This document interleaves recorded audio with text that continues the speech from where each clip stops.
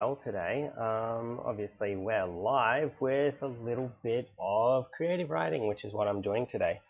Um, it's a little bit of work, obviously, because this is a little bit of my stock and trade, and this is actually something that I've been working on for a little while.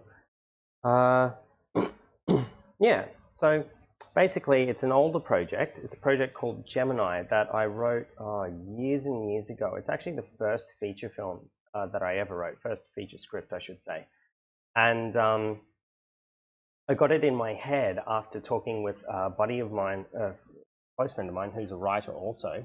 And we've got the option to her book series, which is fantastic. To I got her opinion on the script and on what I was trying to do with it and the characters, etc., etc. And she was like, "This would make a really good YA novel." So I was like, "Oh, okay. Well, I guess I better go ahead and get started on that in my spare time between doing a doctorate and a full-time job and now streaming." So I did. I went and got started on it. So the process of getting started was an interesting one because I was like, what do I do? I've already got a feature script. How do I turn this into a novel? I copied and pasted it out of Final Draft, which is what I write in my, any scripts that we do or anything like that, and formatted it in such a way that it was compatible with Word. I dumped it into Word, and then I did a couple of quick little replace alls and format adjustments based on the formatting that's inside the script. For example, if it had, this is where a little bit of programming came in handy. Basically, if you look at a script, and I will find it for you guys so that you can see what I mean. Where are we? Previous, oh, probably shouldn't be showing you guys all of that. Dropbox info, future project file, DOM, Gemini, third draft. Right, so we pull up this old draft here, and to be fair, it's not really a third draft. This is, well, it's just not really a third draft. You have a look at the old. This is what the script looks like here.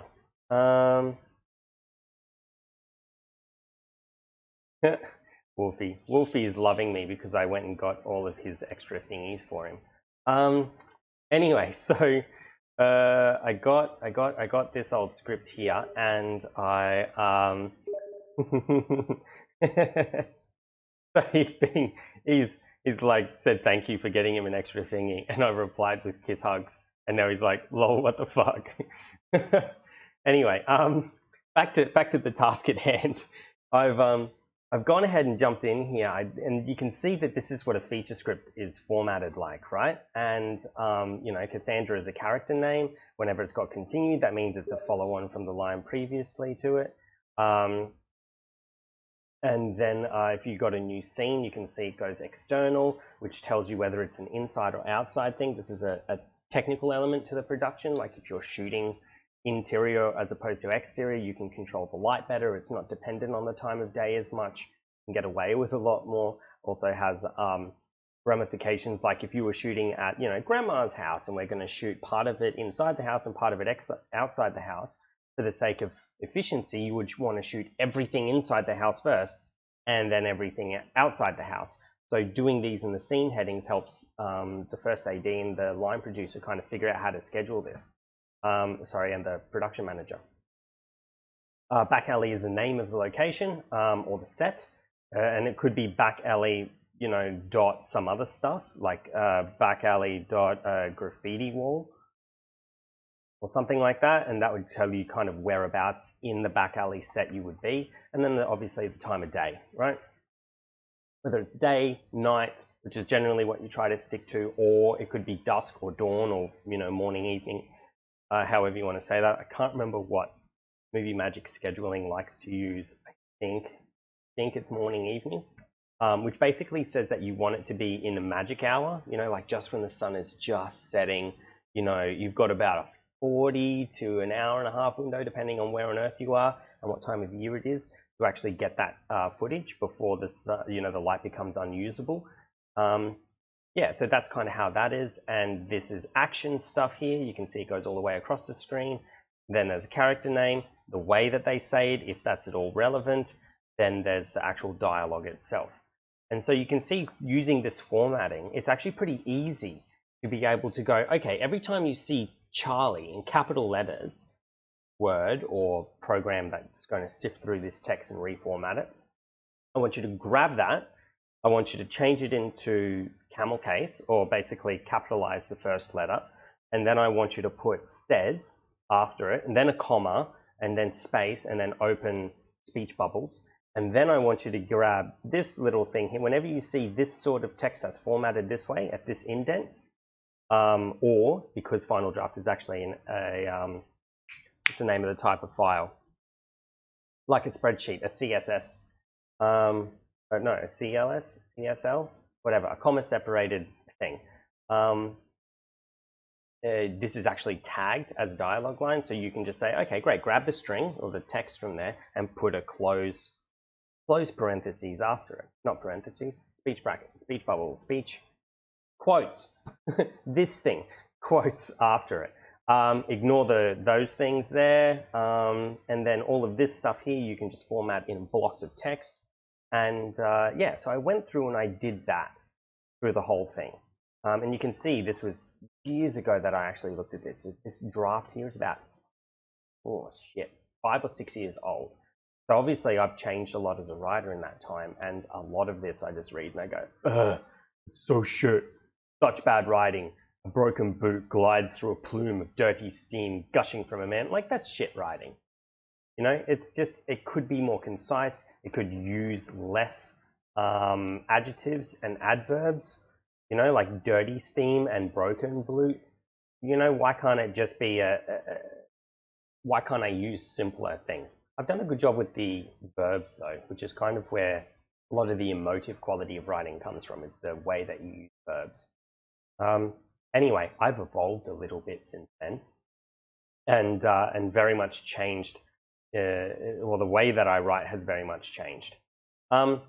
Anyway, so back to the task at hand. I've already grabbed all of this and I've dumped it into a Word document and done that basic conversion on it. Then I've also gone through and tried to format this Word document in a way that is that gels with the way that the industry, particularly publishing houses, would expect a novel to be formatted before they read it.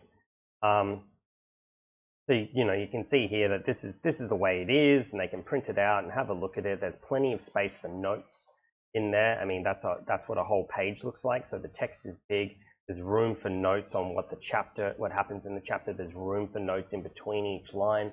All that sort of stuff is included in there. It's paginated, although, yeah, so it's paginated for page turning. So on the left, on the right, so it's ready for double-sided printing. Yep, and yeah, so anyway, that's kind of where the thing is at the moment. Now, where am I up to? I think I'm about up to here. Yeah, so you can see here that one of the key differences between it's a screenplay and a novel is the tense that you write it in. And being a little bit of an academic, I tend to default to active present tense. And fortunately, that is the kind of type of text, the type of tense that you want to use when you're writing a screenplay. It's about what's happening right now on the screen in front of the viewer. So as you're reading it, you get to see what's going. You can see what's meant to be shown to you on the camera. And this is a poor example, but you know, he pushes her back against the wall and brings his face very close to hers. That's shit writing. Let's see if I can find something good. What are all these errors in here? Yeah, so Zoe slows to a walk and checks over her shoulder. That's kind of active present tense. If this was past tense, it would be Zoe slowed to a walk and checked over her shoulder. Everything would be as if it had already happened. And then, yeah, and if it was like future tense, Zoe will slow to a walk and then she will check over her shoulder.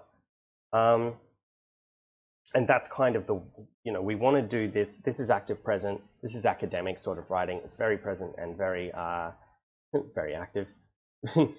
It's emotive and it's action based, right? It's stuff happens, stuff happens, stuff happens. She emerges into a train tunnel.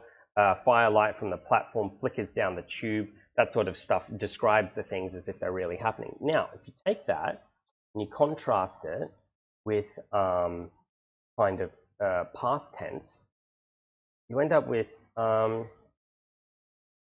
she staggered around then heaved up whatever bile and lining was left in her completely empty stomach into the pews.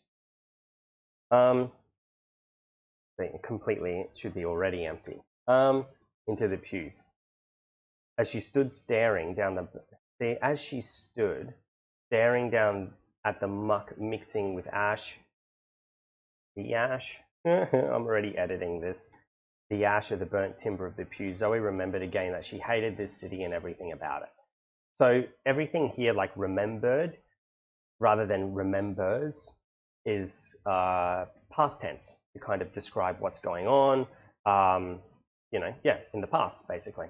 Give me 1 second, because I'm just going to pull up a doc here so that I can see if anybody trying to yammer at me. Anyway, so that's kind of how that all sits there. So what the task ahead of me is basically is to grab all of this stuff here, and you can see here that just copying the script over into this format has already jumped it up to 180 pages because they are shorter pages, etc., etc. But I'm not too worried about that, only in that I know the goal of this document is to sit around the 500 page mark, I reckon, based on how much it gets expanded as I kind of fill in all of the detail that's missing from a screenplay. I reckon it's going to end up at like, I don't know, 600 to 800, somewhere in that range. Only because when you, again, we'll jump back to the screenplay here, this is limited in a screenplay to basically everything you can see and everything you can hear. And the reason that you limit the description to that in a screenplay is because you're doing it for a film. So if you're talking about what Zoe can smell, or what the main character can smell, or what the texture of something is, you can't actually describe the texture, and you can't describe the smell. You have to describe the visual or oral reaction that they are having to that particular texture or smell or thought, or anything that is outside of the senses of sight and sound, which is kind of a screenwriting convention, right? Because there's no point talking about what the world smells like when the audience sitting there is not going to be able to smell it. All they've got is a screen where they can see stuff and they can hear stuff, and that's it. So you really got to limit it down. However, with a novel, you've got to go the other way. You've got to really paint a picture, I feel, for your audience about what the character is thinking, how they feel about things, why they are doing things. You can talk about all their motivations. You can really dig into the textures of different things. This business card here is very different to this one here. Even you can hear the difference. So it's one of those things where you can really dig into the texture of the world. You can dig into the smell of the world. You can dig into all of those things that really build it up as a real place for the audience. And it's interesting, in particular, those two things, because texture and, touch, I should say, and smell, particularly smell, are some of the most emotive senses that humans have.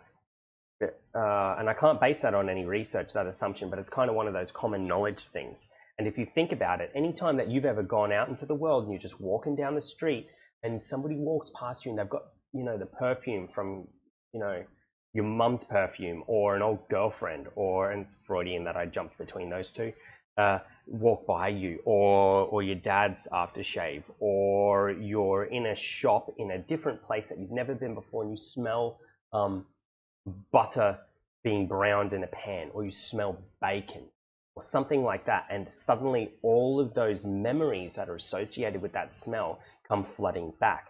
Now, if it's a big smell that's quite general, like bacon cooking, you're going to remember a whole bunch of stuff, and there'll be basically a feeling that's associated with it, or the smell of cookies, or the smell of cinnamon donuts, or something like that, something that just brings you back to a time in your life.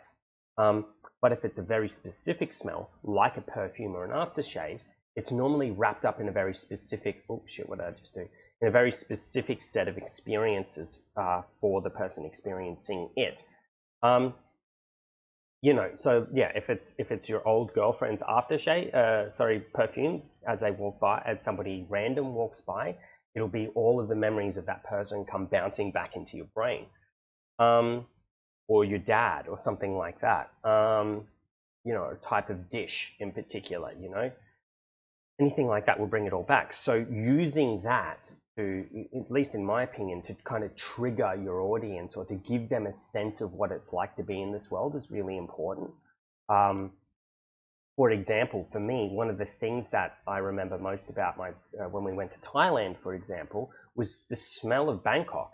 It was crazy and pungent, and it smelt like stale water and cooking oil that had been thrown out, and peanuts and sewage, kind of all mixed together in a really weird way. It was kind of sweet, yeah, and pungent and musty and a little bit fishy, and that was just kind of the smell that's associated with that city for me.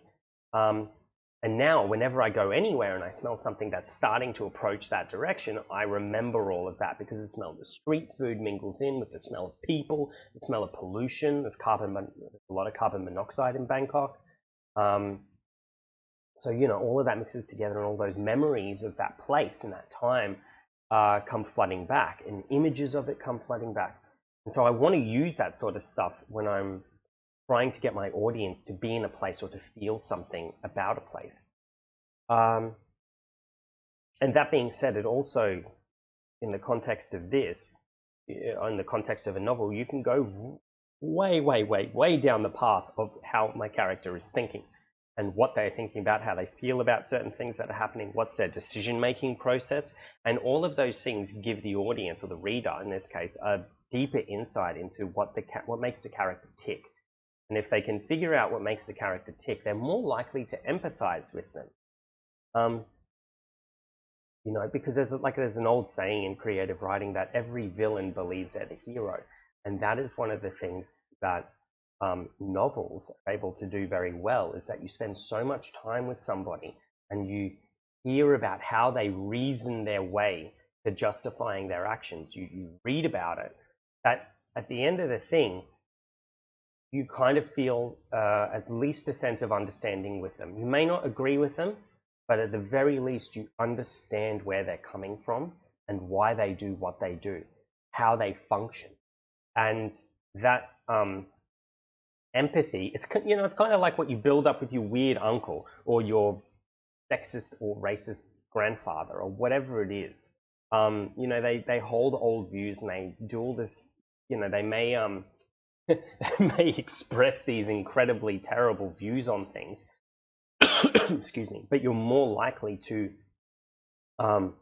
forgive them for something that is quite offensive than you would forgive a person you had just met who expresses exactly the same view without that body of experience or shared experience with that individual, only because you understand with a better sense, a better holistic sense, who that person is.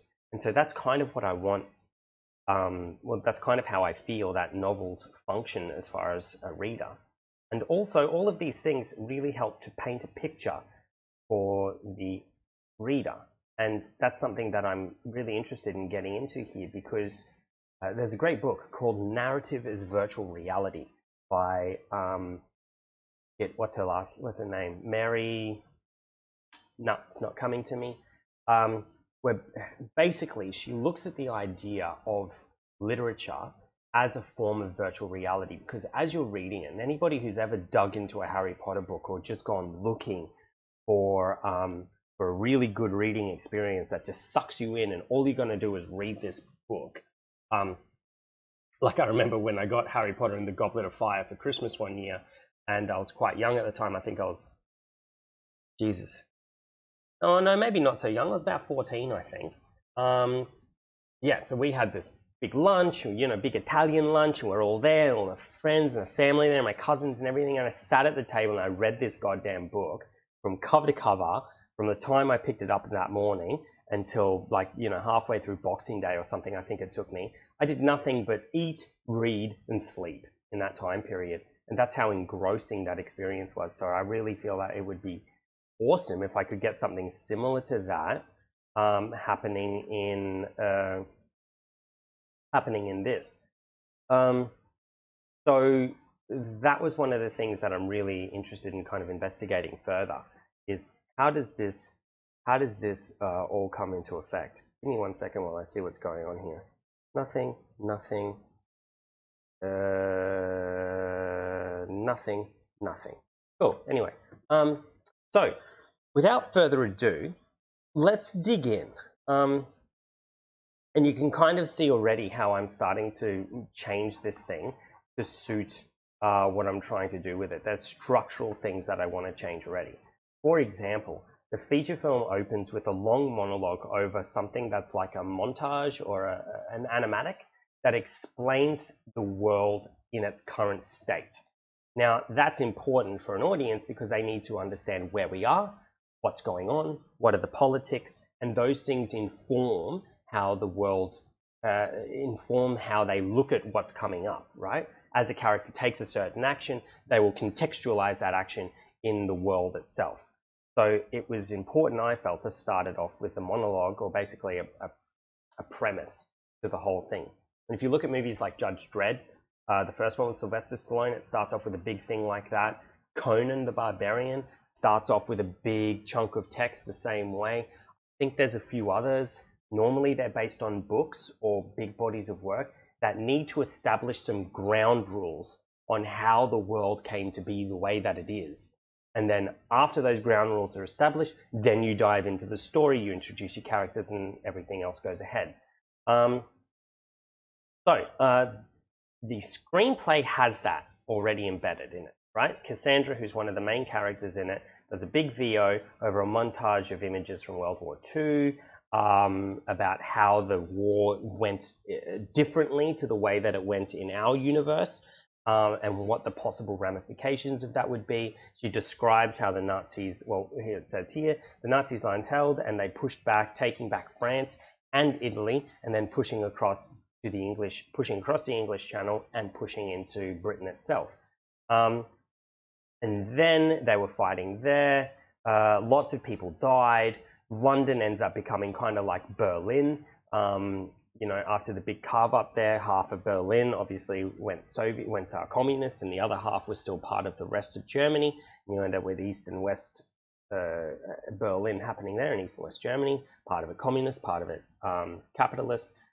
And the same sort of thing, I think, for us and for this story is going to happen on the River Thames in the middle of London. So we're going to have everything south of the river is going to be annexed by the Third Reich, and everything north of the river is going to be kind of an Allied stronghold. And the reason that I thought that that would be important is because I feel like it would be remiss of the Allied forces to abandon all of the UK to the Third Reich. It's a small piece of land, which means that you can concentrate your forces there a lot more, but also it's it would be easy to bomb the shit out of, basically. So it's going to be war-torn, it's going to be very difficult to live there, to grow there, and it's effectively going to be the northern part of the UK, and in particular, basically Wales and Britain itself, and not including Scotland or Ireland, is going to be just Allied. Or actually probably Ireland, because that's on this side, and probably Scotland, because the Scots are badass. So we're going to do it that way. Right. So it's going to be, oh, hi Wolfie. So we're going to divide up the world that way. keep the Allies in the northern part of the UK, and we're going to have the Third Reich kind of hold part of the UK, the bottom part of the UK, in as like a forward operating base. Now, an offshoot of this is obviously that war, being what it is, ends up creating a whole lot of refugees, a lot of homeless people, a lot of people who have nowhere to go. They can't stay home because they end up, dying. So they end up trying to flee across borders to get to greener pastures. And that's kind of what's happening in London. That's the tension that's happening there. Just kind of like Berlin, but more exacerbated because the war isn't over, effectively. It's it's a Cold War, just like what happened with Russia and America, except there's still very much a lot of violence that happens. Spycraft isn't employed in so much as actual, nope, can't go here, otherwise you get shot. Shot on entry sort of thing. Kind of like North and South Korea is a more accurate description. It's a hard line as opposed to a, oh, we're friends on the surface, or we're trying to get along, or we're working towards a solution. No, they're not. It's all bad faith negotiations, basically.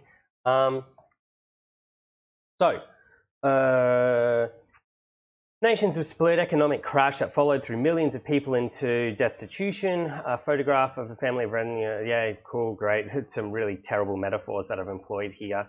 The old crackled footage of politicians signing agreements in rooms full of guards and advanced weapons and armor. So I kind of wanted this to go steampunky because I think I'd been playing a lot of Fallout at the time, and it was one of those things that I was like, oh great, we're going to do that sort of a world. That's where we're pushing, and yeah, let's have Nazis in steampunk armor. Fucking damn it, Wolfenstein ended up doing exactly the same thing, although they maybe already had kind of set that up. I can't remember because I never played it. So I'm a little bit like, fuck, now I have to kind of make it different again, which is okay. Now, all of that being said, technically, this isn't really steampunk. This is dieselpunk. And kind of even pushing a little bit towards cyberpunk, but definitely punky. Definitely got a sense of that rebelling against the norms, etc. So images of Berlin Wall type escape attempts. Right, across the marshy riverbed as people try to cross, people are shot down, there's machine guns, etc. Bones all in the river itself. A map of London with a big brutal swastika sticks over the southern half of it to denote where the places are. Again, shitty use of metaphor here. And it was a little bit tacky. Oh, I'm getting a phone call, but he can wait.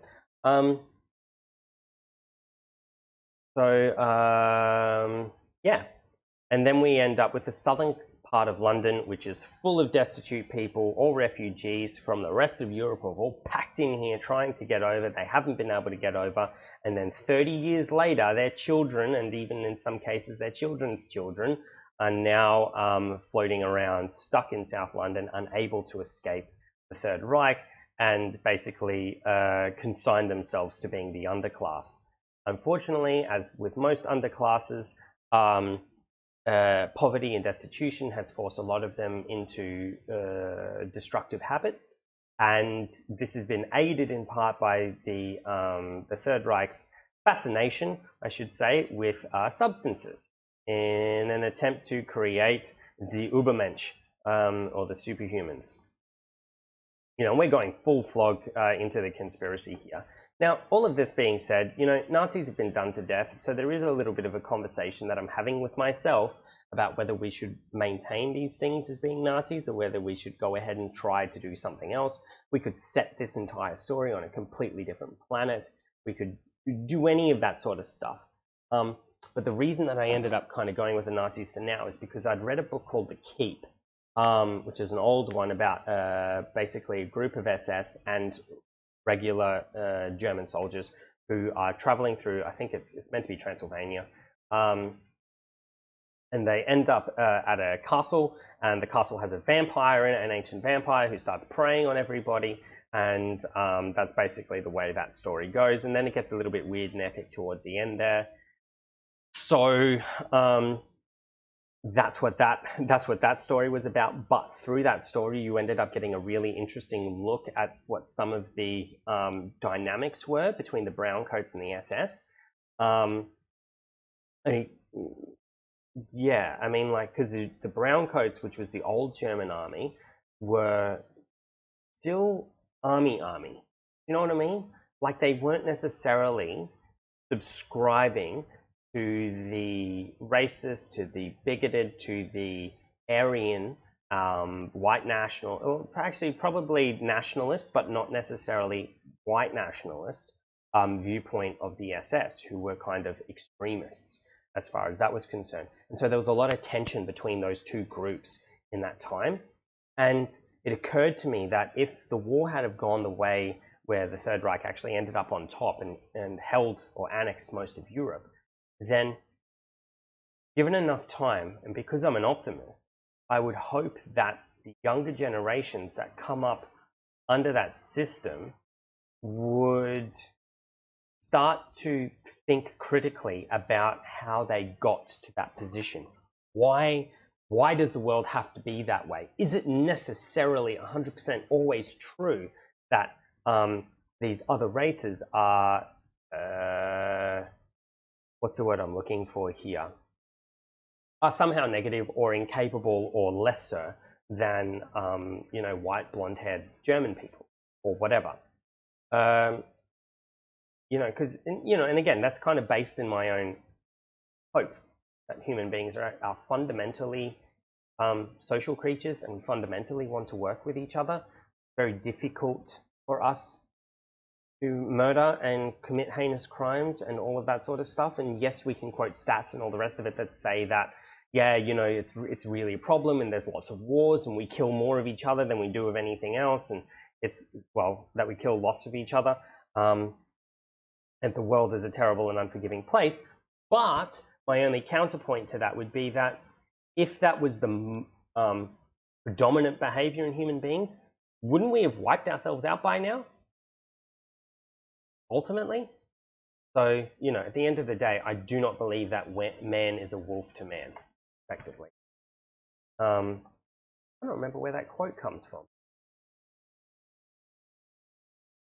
Anyway, it's a nice quote though. I might write that down somewhere. Man is a wolf to man. I heard that first in a creative writing thing. Yeah, Homo homini lupus. Janus Bardak, primarily surrounding the years during World War II. There you go. Oh, it's a book. Huh. Published in 1998. It's a memoir. So what's it about? Sorry, I remember this from a creative writing course way back in uni. And province of years, World War II. Tells the story of Bardak's transformation from a placid student in pre-war Poland to a communist convert after the Soviet Union's bisecting of the country with Germany, and then follows him through his trial for treason and sentence of forced labor in the camps in Kolyma region of Siberia. Throughout, Bardak's accounts show the sacrifice, toil, and luck necessary to survive in the Stalinist-era labor camp. Interesting.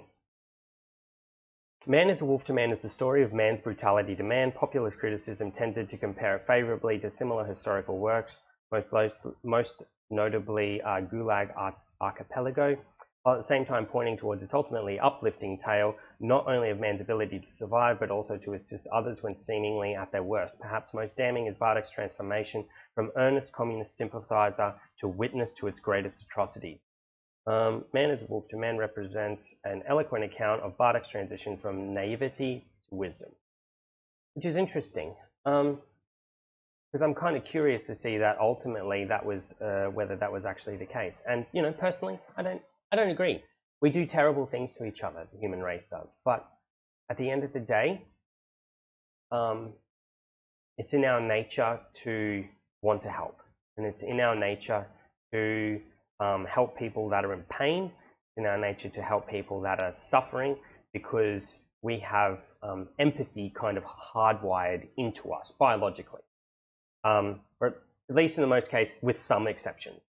You know, sociopaths and people with extreme sociopathic tendencies, I should say, being some of those exceptions, or psychopathic. Anyway, so to dig straight in, we've got this big premise here which sets up the whole world, and then we jump straight into a broken boot glides through a plume of dirty steam gushing from a manhole. Zoe, 17, slender and ragged clothes, meanders around the piles of garbage in the deserted alleyway. So in the film, I was trying to set up very quickly. Steam is coming out of the ground. There's stuff everywhere like that. She's got broken shoes, which I think speaks volumes about her, and I thought that I would kind of really hammer in on that. And use that shoe as a little bit of a metaphor, not even a metaphor, as a demonstration about how she interacts with the world and how she treats things, how she views things. So I really dug in with that in the early days. So as the insipid sunlight stretched through the evening smog, Zoe wondered if South London had always been the arsehole of the earth, then smiled at how ugly her cynicism had become. Probably a terrible opening sentence, but let's leave that for now. She slipped out of the scattered German citizenry of the Third Reich and into the alley of Mitcham Lane. So what I was trying to establish very quickly here, kind of in the same way that 1984 does, is, actually, what is the opening line of 1984? 1984 opening line. It was really, yeah, it was a bright cold day in April and the clocks were striking 13. That was one of those ones that immediately establishes the weirdness of the world. Like you do not have to sit there for very long to go, oh shit, that's, the fuck are they talking about? We're hitting clocks, there's clocks striking 13. What does that even mean? And then they go on to explain it. So I'm kind of trying to vector that way, but I am not as good a writer as Orwell. So hopefully I will get better as these drafts continue. As Neil Gaiman says, it's the first draft is just you getting your ideas out, and the second draft is you going through there to try and make it look like you knew what you were doing from day one. Too many commas, the sentence is too long. Also starting with A's personally doesn't engage me. Oh, cool. Starting with as. Oh, right. Yeah, that's a good point. The insipid. Let's just start with the. Actually, let's just ditch that too. Insipid sunlight stretched through the evening smog. Zoe 1 stretched through the evening smog. Yeah, but I know what you mean. Basically, you're doing what I tend to do with other writers, Wolfie, which is force them to be more succinct, which is good. This is kind of why I wanted to do this over Twitch, because there's no better mirror than a literal mirror. So I really kind of, I'm digging into this. Insipid sunlight stretched through the evening smog. And Zoe wondered if South London had always been the arsehole of the earth. Then smiled at how ugly her cynicism had become. Yeah, I'll leave it for now, because then there's this other tension that's going on here, at least as far as my experience with creative writing goes, which is that there's an urge to create, and then there's an urge to edit or analyze or refine, and they are different processes, and so it's difficult to do both of them at the same time. No, I don't want to break that up, Wolfie. The only reason is I want to establish Zoe in this world quite firmly. So insipid sunlight stretched through the evening smog is a little bit boring all by itself. It doesn't do anything. If anything, I would restructure the sentence to be Zoe wondered if South London had always been the arsehole of the earth as insipid sunlight stretched through the evening smog. And I'd restructure it that way, and start with her name. But I'm not going to do that. I'm going to leave it as it is because I kind of like the backward structure of the sentence. It's supposed to make you feel a little bit weird. It's supposed to kind of make you go, hang on, what? And then get back into it. Anyway, so what I was saying is that we could spend forever getting this sentence right, or changing it, or doing up 30 different variations, and then combining and mixing and matching until we've got the perfect thing. But there's still 600 more pages to go. So, you know, we've kind of got to get on with it. Now, I've already smashed this out once, right? And again, the process of me writing is just me going baka, baka, baka, and trying to knock out as much text as humanly possible. I'm not trying to get it right. I'm just trying to get it written. And then I'll go back and tidy it up in a second pass, and we iterate towards completion, which is a design thinking sort of a standpoint on this sort of stuff. So anyway, her boots were old and the sole had come loose at her left heel. It made a flapping noise with every step, and she had to adjust her gait to lessen the sound. It was tiring to walk this way, but at least it wasn't loud. In these alleys, that kind of racket would get you noticed, and Zoe was not the type to get noticed. She couldn't afford to be noticed. See, I've used notice like 30 fucking times here. That kind of racket would get noticed, and Zoe wasn't the type to get noticed. She couldn't afford to be noticed. Like, come on. Ditch that one. She couldn't afford to be when her hand was relieving a pocket of a watch, or, if she was lucky, a wallet brimming with Reichsmark. Which... got to check out the substance of the events themselves. What do you mean by that, Wolfie? Just out of curiosity. Oh, I've clicked out of it.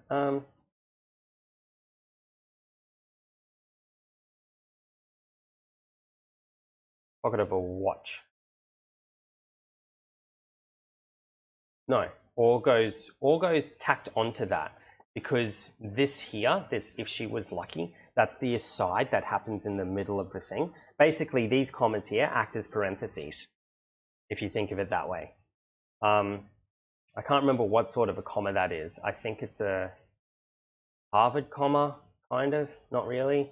In any case, yeah, so that's kind of how that sentence structure works. She couldn't afford to be when her hand was relieving a pocket of a watch or a wallet brimming with Reichsmark.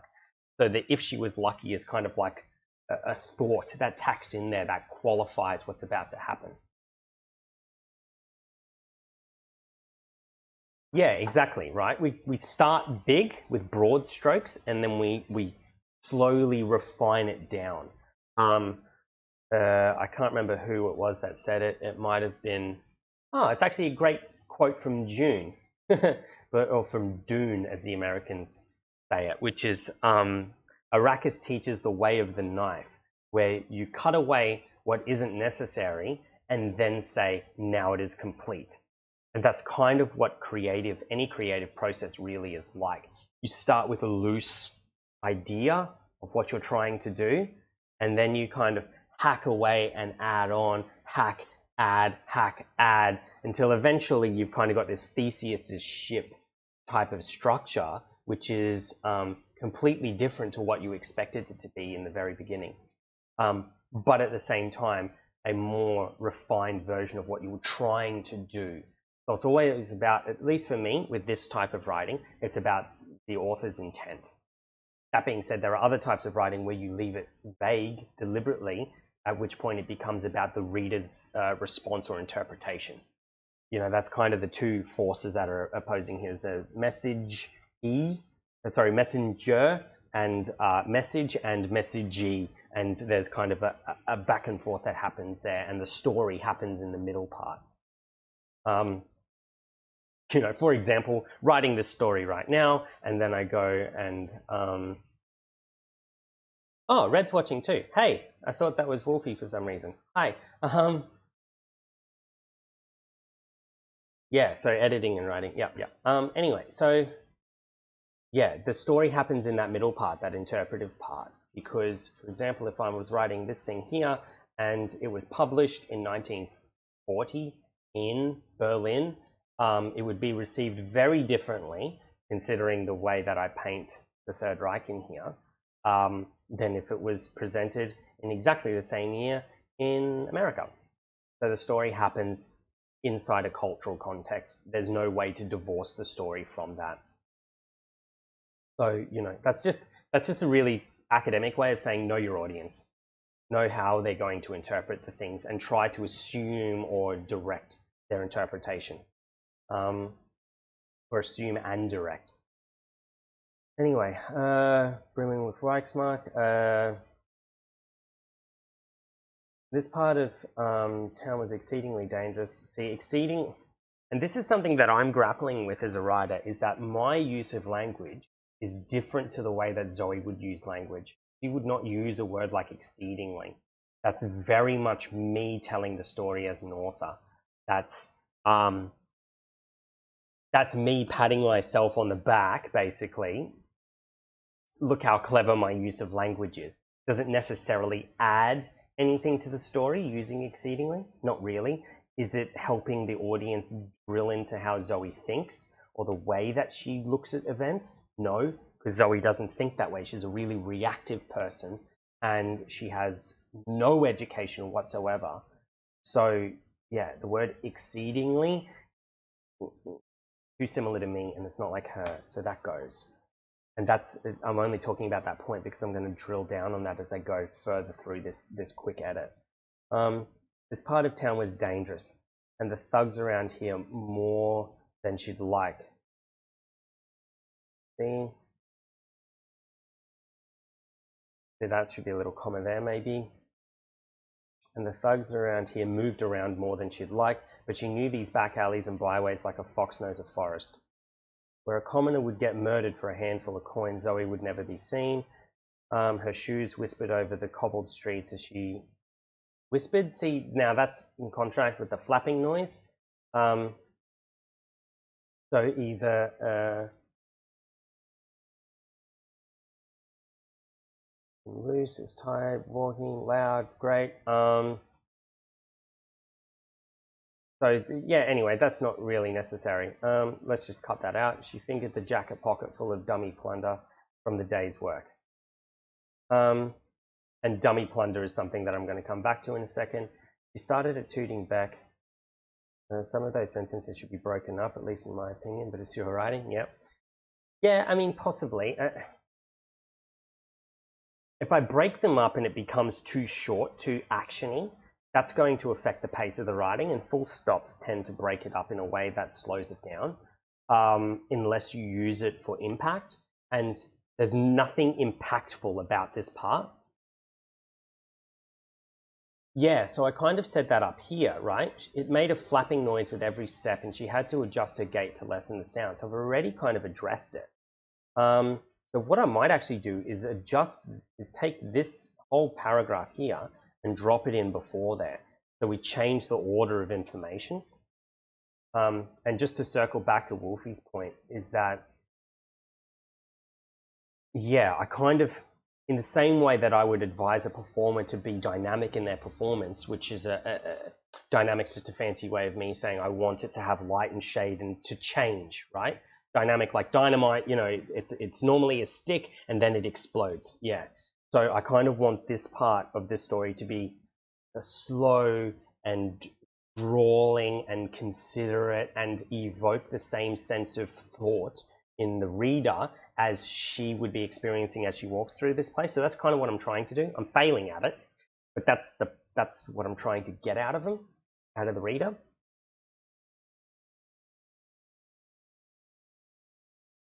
And then when we get to the next part where things heat up a little bit, I'm going to shorten the sentences and make it more staccato and more jolted and quicker, and that's going to affect how they read that, and it'll give a sense of danger, and also it breaks up the flow of the story so that it's not always a fast pace and it becomes exhausting to read if you're always operating at that.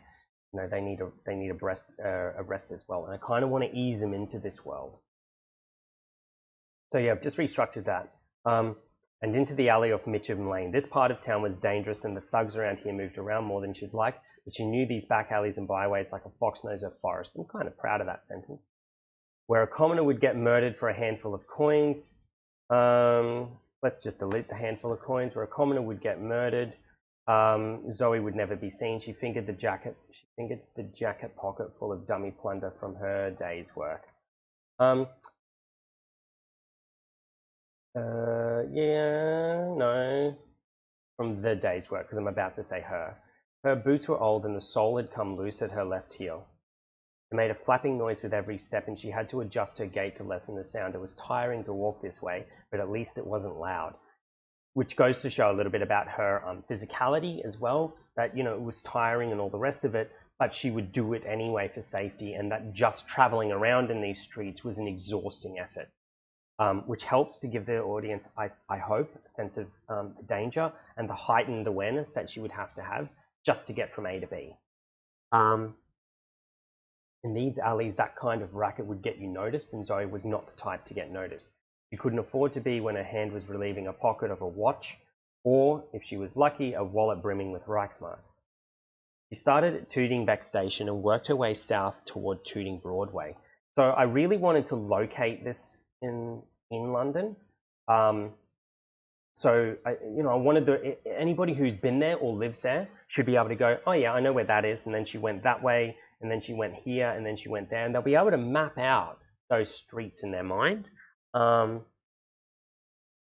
And also because Londoners, at least I know when I was living there, you travel everywhere by the tube. If you've got to go more than, a mile or whatever it is, you get on the tube and you go that way. And they don't walk so much anymore beyond the capacity of that tube station. So I kind of wanted to go back to that idea of, well, what was London like if you literally had to walk everywhere that you were going to walk? Because those distances are quite long. In the same way that, like Brisbane is kind of set out the same way in most Australian cities, is that it's actually quite a long physical distance from A to B. And so in most cities. LA is exactly the same. Like if you want to walk from Beverly to Hollywood or to Santa Monica, it takes an hour in a car. It'll take you damn near a day to walk that. Walk all the way down to Santa Monica. That's like 5 hours, I'd say, 4 hours to go that way. No, probably longer actually. It's about 4 hours to Beverly. Fuck, it'd take almost a full day to walk all the way down to Santa Monica. So it's kind of the same thing, I think, for London. It's actually quite a sprawling city, but you don't realize that because the public transport is so good. So let's go back to that idea. The businesses around here felt more secure near the hospital and the staging grounds. And so people, not the people, so people tended to carry more valuables. Or maybe it should be the people. If I say the people, it makes them feel slightly more alien to Zoe.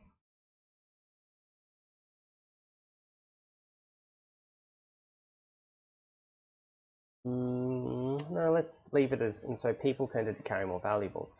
And so people felt safer carrying, let's say that.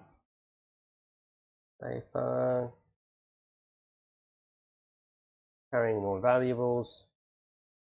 Interesting that SS patrols in this little corner of London. So why is it interesting? Right, so interesting that SS patrols in this little corner of London were slightly reduced. She supposed the rowdier areas around Elephant and Castle required more attention to subdue. Now I'm setting that up, Elephant and Castle, because that's where a resistance lives. So there's going to be a little bit more tendency to incite to riot around that part of the world.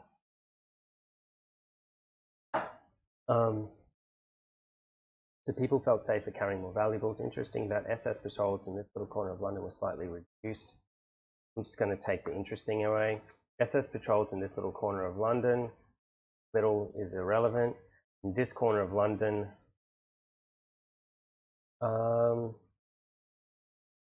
were lighter, reduced. So he noted that patrols, yeah, could do. But she's already noted that. Like, I'm going to spend like 2 or 3 paragraphs, and it's only because I know what's coming up, talking about her route and habit and how she deliberately breaks routine in order to evade. Yeah, so I'm kind of thinking that it's rowdier, slightly reduced. I got a problem with that. Were diminished? No. Were lighter, easier, more sparse.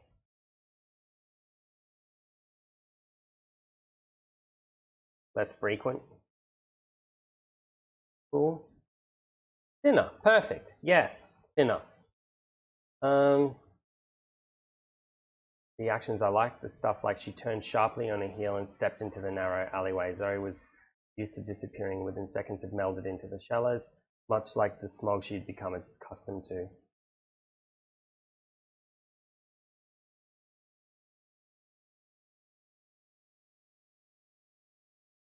Where did have I written that somewhere? think I'll get to that later. I've got bits like that. It certainly sounds like my syntax. Anyway,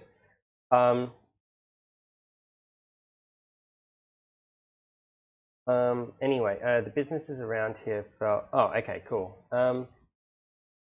Okay, so anyway, back into this. You suppose the rowdy areas around Elephant and Castle required more attention to keep subdued, keep stay in check. The other pickpockets called it the sweet spot, not close enough to Nazi camps to encounter watchful eyes and not too far away as to gain suspicion. Not far away enough to gain suspicion. Let's say Ghana. That's a little bit more British sounding. The Jerrys, to be capitalized, thought this place was relatively safe. Tenants, no, we'll leave it. Other parts of London had riots, so the SS couldn't give a shit about a few missing valuables. That feels like naturally the ending. Yeah. Naturally, the people living above ground were paranoid about it. So this is important, I think, being above ground, because we'll get back to that. The costuming was important to someone like Zoe. And obviously, I don't know what you've written past what is actually shown on the screen. I wouldn't know whether you have that stuff or not. Yeah, so I get to that stuff. Today she'd chosen the appearance of a German officer's son, whose belongings she'd paid a maid to borrow for the day. It was a small investment for a lot of safety, although young men's clothes had begun to fit a little too loose off the shoulder and rather snug around the chest. I'm not convinced that that is the best way to phrase that, but I kind of wanted to point a little bit at how old she is without actually saying how old she is, because I don't know. Is she 13? Is she 15? Is she 17? Is she 18? Is she 22? Like, I don't know. Yeah, so I've kind of got to get into that a little bit more later, but I did have some understanding of what her size was. Young men's clothes. So, and also this is kind of the 80s, right? So young men are like 17-ish. Zoe had then worked her way down.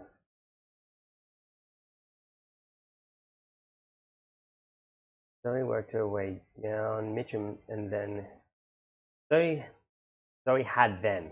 No, that can go. Zoe worked her way down Mitcham, then east along Church to the Gravney Common Markets. There she'd buy something to keep her energy up. Today she'd only had a small bit of bread and half an apple.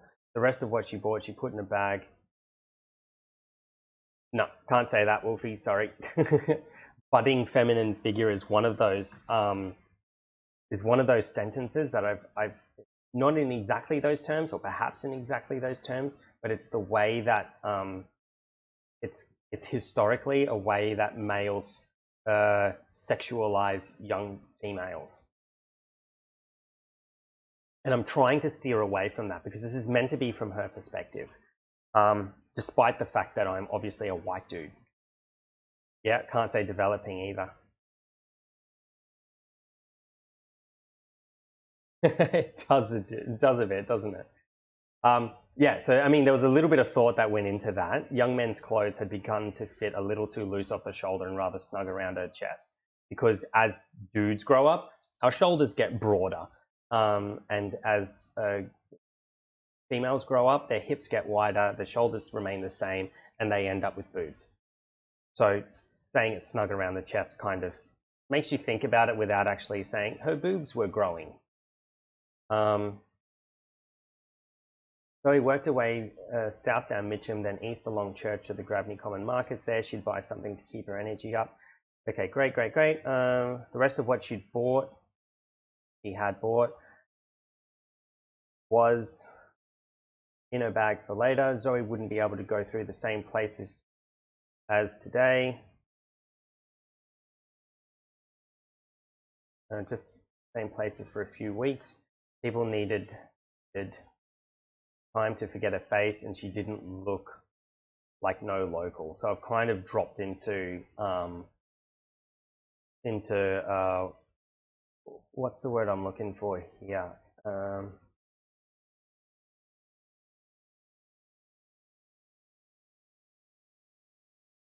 I wouldn't go that far, Wolfie. I mean, and it gets into that, you know, like as we go, we get to unpack or peel back what makes her her. You know, I don't really want to just slap all of it in front of them. She's not a tomboy, but she's practical, practical beyond compare, and that's a force, that's a byproduct of her circumstances. Also, bear in mind that this character is a junkie. She's a drug addict. She has to, you know, she has to kind of fight for survival all of the time, and yeah, and she's not what's the word I'm looking for? She's not against or even alien to the idea of having to kill people or cause harm in order to push ahead, or to get ahead, I should say. Oh, thank you for the follow, much appreciated. So anyway, to get back into it, yeah, so what are we saying here?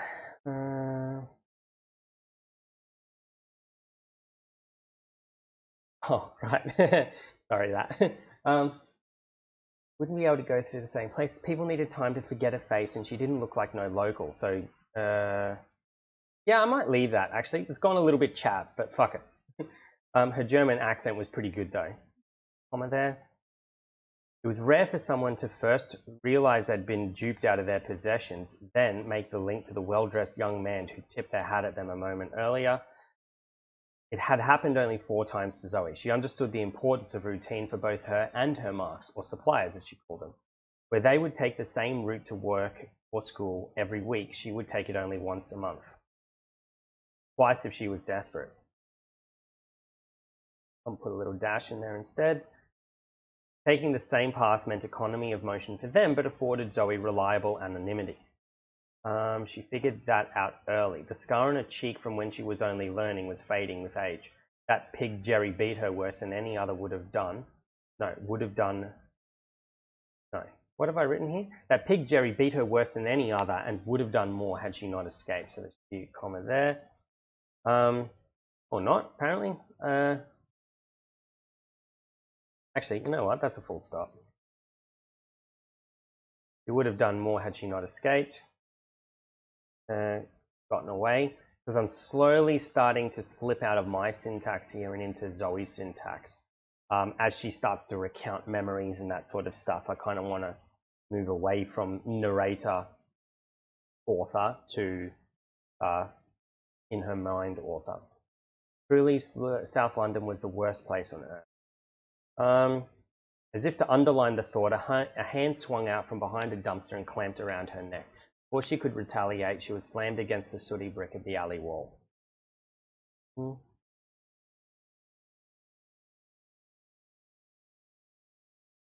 Needs to do an action here of some description, right? A reaction to this thing. A hand swung out from behind a dumpster and clamped around her neck. I know I've said before she could retaliate, but that's kind of a shitty thing to say. Like, why bother? Just go ahead and say she was slammed against the sooty brick of the alley wall.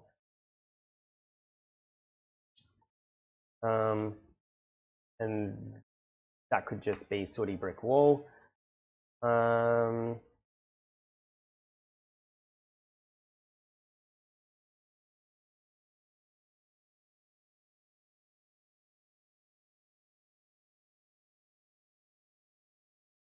Yeah, actually, let's just leave it like that. She was slammed against the sooty brick wall and leave it.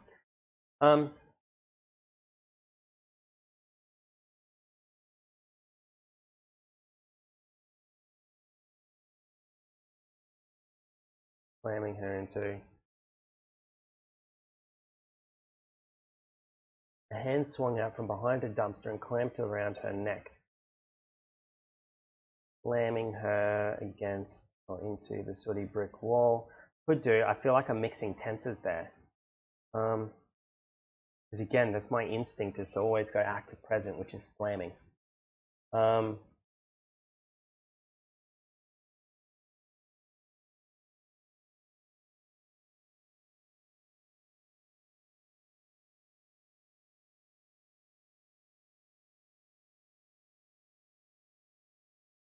Yeah.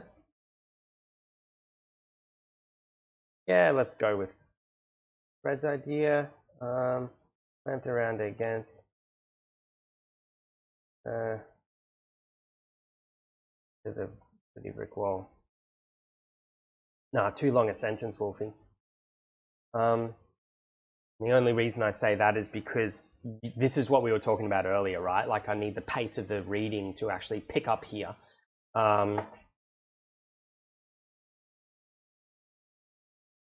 Well, hello there, said a gruff voice. It's said a gruff voice. Let's just cut that out. It's, you know, the description of the voice. Her head swam from the impact to the wall, and the hand crushed. Doesn't need a comma. Her head swam from the impact, and the hand squeezed.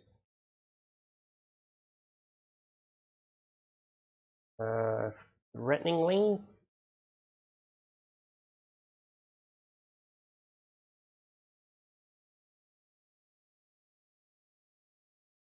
Yeah, that's a good idea. Yeah. From the impact of the wall, right? And I'm going to jump it in here, right? So rather than put it in as a description there, I'm going to cut back to her head swam from the impact, and she could smell the something something. This typing autocorrect Suzuki's. That is perfect.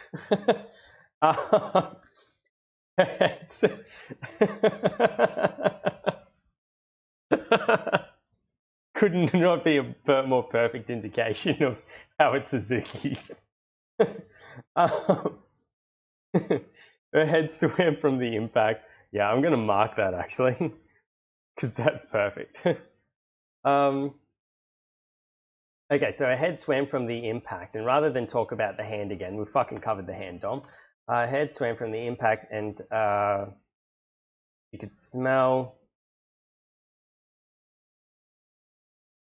rotting teeth and what sort of shit would this guy have going on here? And like, like fucking hooch that's been brewed in, you know, like an old leather bag in a dumpster somewhere, you know? Yeah, the smell of rotting teeth and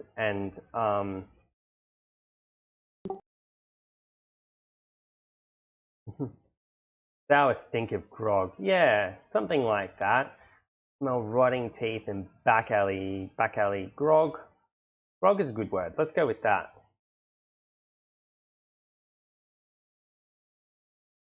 Her head swam from the impact and she could smell hot mix of dead teeth and teeth. Yes! Oh, that's a great one, Weevil. Yes. You could smell and this. Let's go to the stench.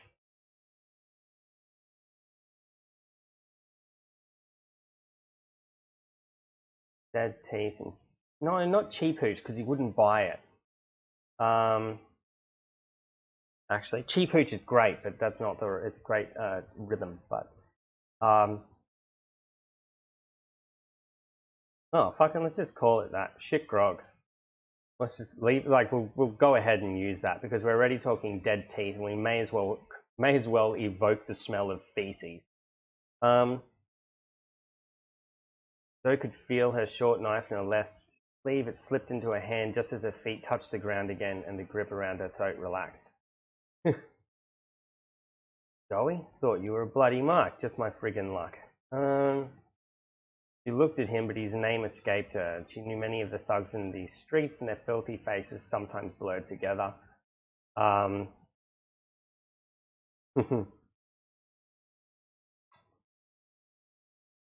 Fuzziness. We've already spoken about the smack on the head. Actually, we may as well blame him, right? Because this is another character trait for Zoe, is that she tends to blame the world around her for her own problems. Part of what she learns as she grows up. So, you know, she knew many of the thugs in these streets and their filthy faces sometimes blurred together. Really his fault.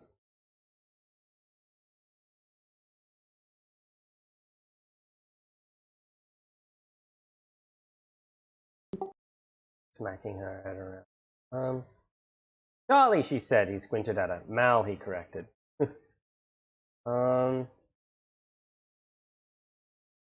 Filthy faces blurred together. No, see, if I say they always blur together, that speaks to Zoe's intelligence. You know what I mean? Like, I don't want her to be an idiot. Or to say that she knows so many of these people and that she's been in so many of these situations. Because that just kind of says that she's a shit sneak and a shit thief. Got to be good at her job, at least a little bit. Because I'm going to use it later, right? Like, this is her superpower, so to speak. Well, actually, it's not, but we'll see as we get there. And Kit, just to bring you up to speed, this is a story of a drug addict in South London that it turns out that the drugs she's been taking, a la Firestarter, turned her into somebody with superhuman speed, but also caused her to have crazy, hardcore, scarecrow-like hallucinations, which basically takes the edge off any sort of superpower she might have. And she's got to rescue basically 2 kids from Nazi people who want to turn them into Ubermensch. You know, it's basically all of the tropes mashed together in a way that hopefully creates interesting characters and story based on the screenplay that I wrote, 2012? Yeah, something like that. Quite old. So she knew many of the thugs in these streets and their filthy faces sometimes blurred together. It was really his fault she couldn't remember. It was really his fault she couldn't remember.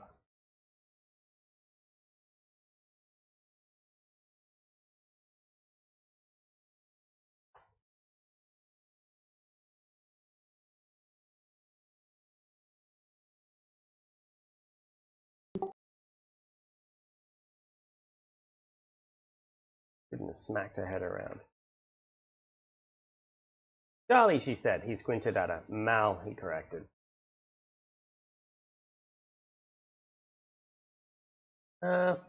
He, the man, much of a muchness. Zoe cracked her widest grin.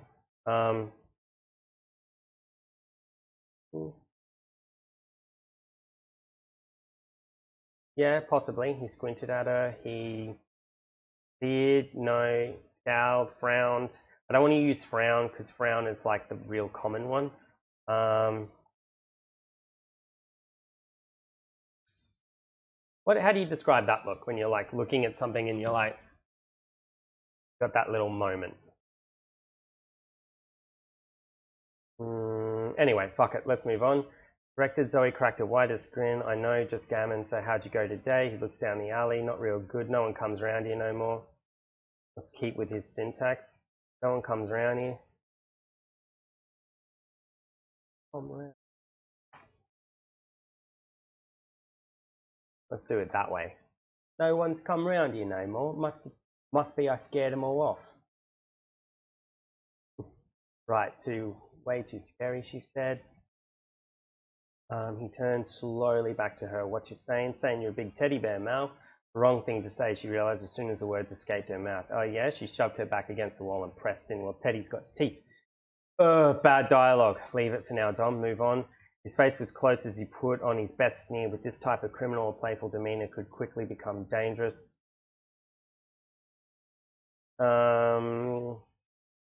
Criminal is not the word she would use here because she sympathizes with these types of people in that, like, she wouldn't qualify this person as a criminal without also qualifying herself as one.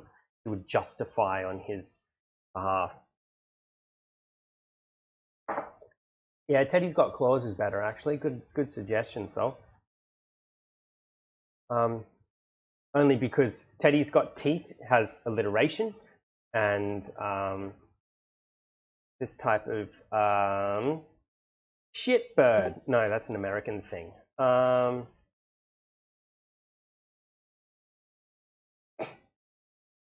a C-bomb. Why not? Face was close as he put on his bed. Oh, we're going back to sneered? Nah, sneer is different, and I use sneer later in a very particular way, Wolfie, sorry.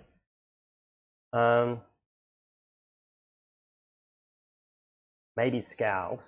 Yeah, let's go scowled.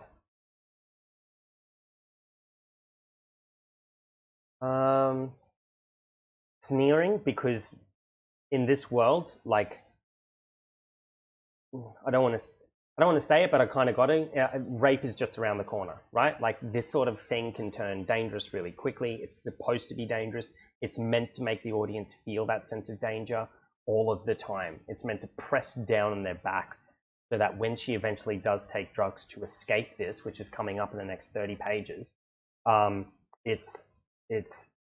audience understands the need to unplug at that point. So basically for 25 odd pages or 20 minutes of reading, I just want to press the world upon her in a way that makes it feel oppressive. It was a wrong thing to say. She realized as soon as the words said to mouth, yeah, he shoved her back against the wall and pressed in. Well, Teddy's got claws. His face as close as he put on his best sneer, right? This is where we're approaching that rapey sort of a feeling. This type of asshole. See that? A playful demeanor could quickly become dangerous. With a jagged blade in her palm, deliberately coughed, snorting just enough gunk out her nose to turn his thoughts completely around. I threw her personal space uncomfortable. No, sneer. I'm going to keep it short and succinct here, right? He put on his best sneer. And it also speaks to kind of the performativity of a criminal in this world, or this particular guy, that he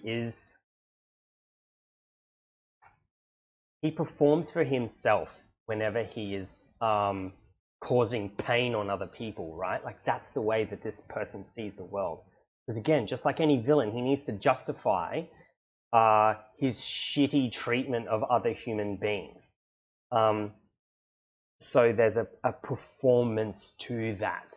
So as he put on his best sneer is really particularly, I picked that for a reason, because I want it to be him putting that on. He's affecting a performance. With this type of asshole, a playful demeanor could quickly... Okay, let's just restructure this sentence because it's a bit backwards. Playful demeanor could quickly become dangerous with his type. Let's just keep it simple. Having him standing over her, pushing her down. A little bit too much there. Because I also want to demonstrate how quickly she can... how witty she is and how adaptable, how clever, how she thinks in crooked lines. And I think Soul and Weevil have both read No Rest for the Wicked. Zoe thinks in a very similar way to Angus, or at least the way that I wanted Angus to think. That needs a rewrite. I want her to think in a different sort of a way to what we're expecting. She's a really good lateral thinker or a divergent thinker. Playful demeanor could quickly become dangerous with his type. With the jagged blade in her palm, right, she deliberately coughed, snorting just enough gunk out her nose to turn his thoughts completely around. So I want, like, you know, a snot globule goes out her nose. Unless Teddy wants a bit of the plague, he'd best step back. She coughed again as he dropped her and stepped back. Plague? What plague? At that point, she has the idea, and hopefully I can use the dialogue to demonstrate this, to kind of drill down on that idea. Because she's using plague flippantly here. And then she realizes that he's got a real fear of germs and whatever. So, don't know, it hit me real hard. It has. A few folks in South Clap dropped dead on Monday. South Clap being South Clapham.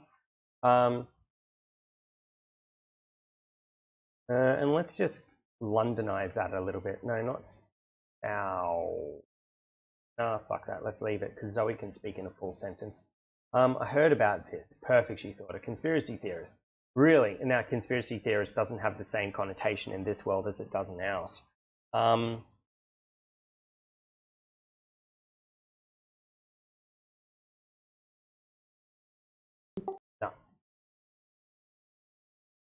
Leave it like that, because that's how she would think of it. Conspiracy nut. Really? Is it the Jerry's capitalized? Yes. Sheep? What's sheep? Conspiracy sheep. Nah, I wouldn't do that. Anything but sheep. Really, is it the Jerry's, she asked? Best to let him explain the whole thing to her while she slipped off, which is supposed to kind of give her a natural knack for psychology, but not in the way that we think of it, just like a natural way of manipulating people, right? She's supposed to be a little bit manipulative, which feeds into her character as a drug addict. It's just a little bit manipulative.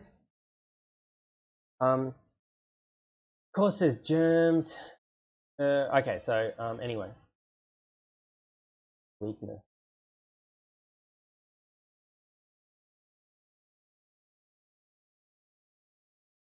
Really, is it the Jerry's, she asked? Best to let him explain the whole thing to her while she slips off. No, worse, the Alliance is trying to hamper the Jerry's with sick and dying. They're putting germs in the water. Of course there's germs in the goddamn water, she thought. Instead of calling him an idiot, she feigned horror with a hand over her mouth. Why isn't everyone being told? Jerry's are covering it up, see? They want us poor folk looking for a weakness, right? Yeah, but I want to demonstrate it rather than tell the audience that. Does that make sense? And this word here, hopefully, does the job for me. Perfect. Tells the reader how she's thinking about this thing. Perfect, she thought. A conspiracy nut. Really? Is it the Jerry, she asked? Best to let him explain the whole thing to her while she slipped off. Now, worse, the Alliance is trying to hamper the Brian. Let's change this to allies. He can't real speak good. He's trying to hamper the Jerrys with sick and dying.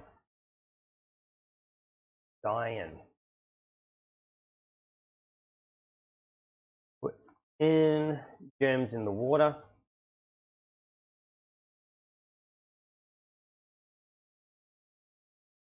Of course there's germs in the goddamn water, she thought. Instead of calling him an idiot, she feigned horror with a hand over her mouth. Why isn't everyone being told? The Jerrys are covering it up, see?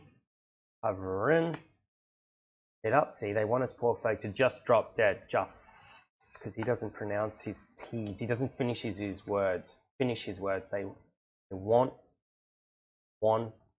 us poor folk to just drop dead because they already cured it.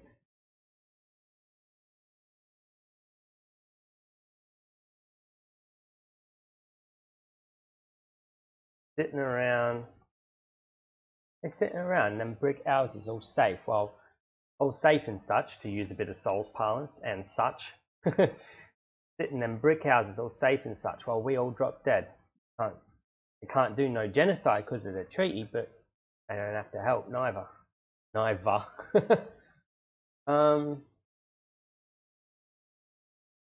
He checked the alley again. It must have been a dreadfully slow day, or maybe he was checking if anyone had overheard this latest absurdity and was going to carry him away. What a clown. Fixed himself with a cure, ain't they?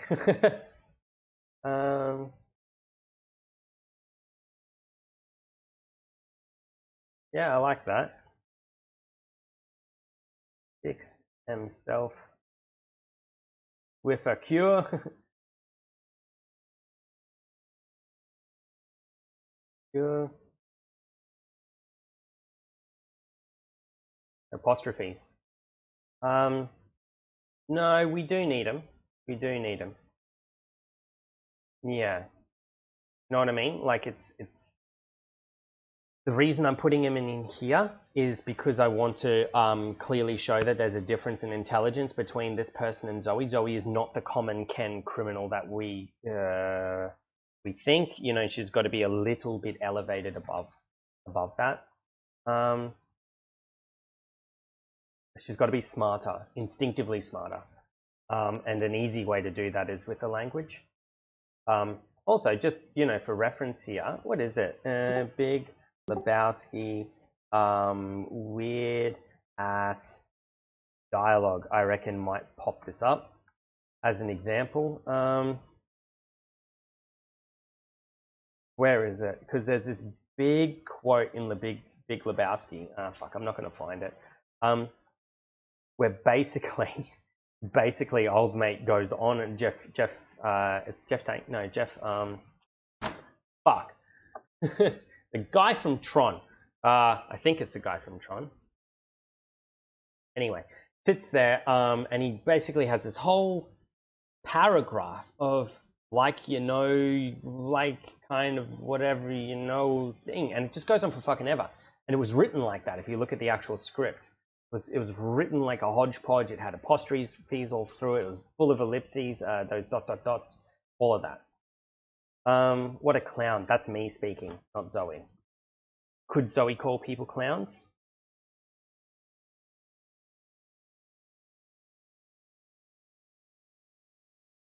Yeah, she could. Let's leave it in there.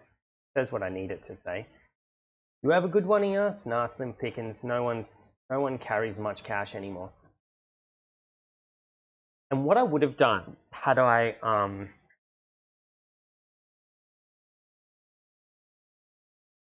no, because I've used fool before. Yeah, she'd know clown. You would know. Jester. Muppet. Yes. Muppet. That's the one.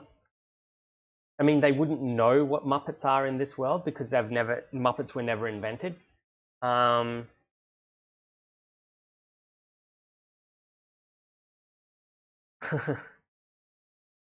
But it's in the right vector. It's in the right vector.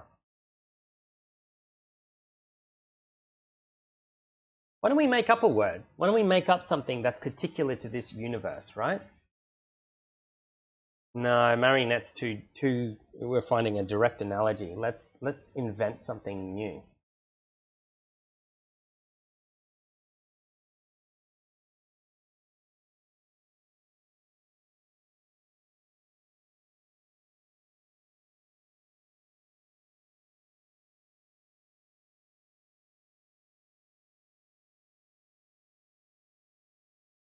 Yes, I know. Ah, yeah, German curse. That's a good idea. Let's find German word for fool or a clown. It's going to be the same thing. Torsion, clown, clown, German word for clown.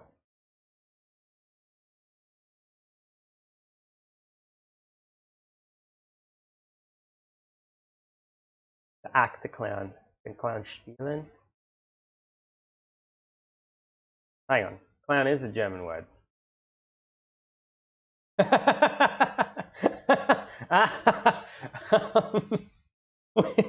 That's perfect. It's pronounced clown. No, that's all clowns. Where's the right? As an idiot, it's a trottel, but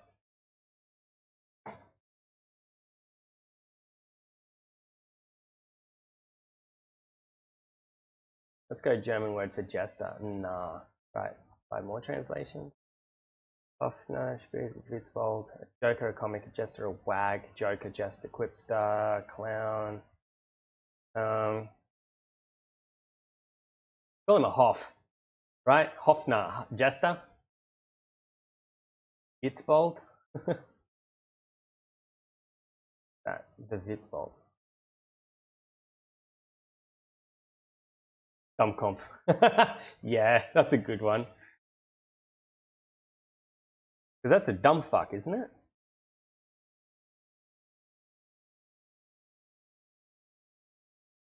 Cool, right, yeah. Okay, that's what's going in there. Bingo.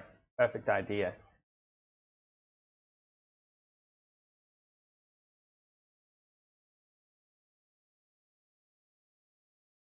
Let's just capitalize it and hit it with a big hit.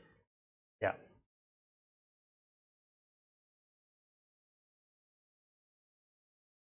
There's a literal translation. Yeah, exactly. Right?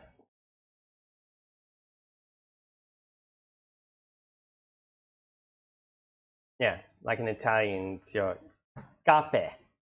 Cape is your head. Or testa, is your head. So you say testa dura in Italian, it's a hard head. Or Testa Gazzo is a dickhead. Who are the best German student in school? Right, can you still speak German? But this will be useful then, having you along for the ride, Wolfie. This will be good. Arslan packings. No one carries much cash anymore. Het is dumb, yeah. The gentleman jacket pockets had a few bigger distracting trinkets that were ultimately worth very little, but the pockets in her real shirt and pants were full. He eyed her bag suspiciously. Noticing, she shrugged and tossed it to him. He grinned and opened it. Sharing the wealth, that's mighty gracious. Not much wealth unless you like half-eaten apples. And that's literally what he would pull out of it. Not much wealth unless you like half-eaten apples. He threw the bag back and grumbled, scraping a living. Scraping a living, we is. Can't say like this forever. Sure it can, she thought, and probably would, because she's a cynic and hates life, the universe, and everything. Yeah, it's the same as Italian. Their grammar's all backwards. They put adjectives after nouns, etc. Yeah, all Latin-based languages are the same, and I think German is kind of a bastardization of Nordic or Slavic, no, Nordic languages and Latin. Sure it can, she thought, and probably would. Thinking about a revolution, she said. No, just wanting to get by. He looked back up the alley. This was a chance. She patted him on the arm. Is that someone coming, I hear? He looked a little closer toward the high street. Don't think so. Don't. I think so. Turned back to her, but there was nothing there but the thick, snot-coloured smoke that covered all of London, and that's where we slip into what you were saying earlier, Wolfie, about the way she moved. Zoe was only a few yards away, crouched behind a dumpster. She counted to 10 in her head, partly to calm down and partly to make sure he wasn't following. That's important, to calm down, because she does that later.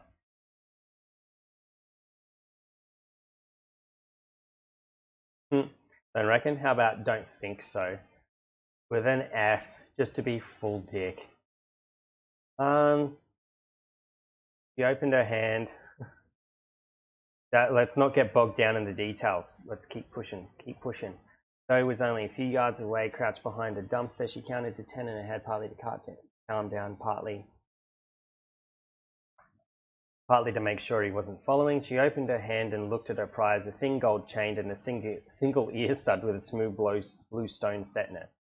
She listened carefully to make sure Mal wasn't coming after her, and put the booty in a pocket on the inside of her trouser leg near her left ankle. He wasn't the smartest stuff on the street, and it'd probably take him hours to realize she'd just pilfered him.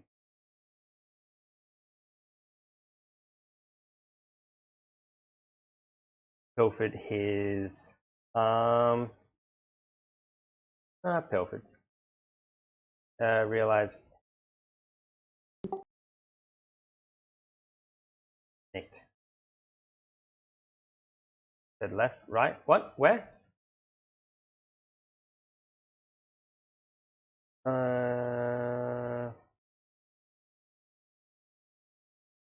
It said right, and I said left. Oh, in a right ankle, right. Oh, I read backwards. Okay. Anyway, yep. Anyway, I do this sometimes. Wasn't the smartest, tough on the street, and it'd probably take him hours to realize he'd been nicked. Nevertheless, Zoe could never take that route again. Nevertheless is weird. Regardless.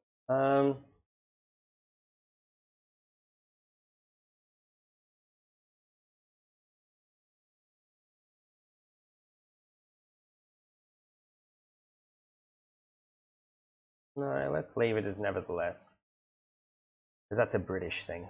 Zoe skirted off the alley and over a pile of garbage and rubble. On the other side, concealed from the streets, was a small steel door with a spinning wheel to lock it. She put her hands... What's a spinning wheel? It doesn't matter, let's move on. She put her hands on the wheel and paused, cocking her head again to listen. Satisfied, she turned the wheel until it stopped and swung the door open. It was one of the 100 hidden access points to the underground that Zoe knew of. She also knew there were thousands more and she'd never know them all.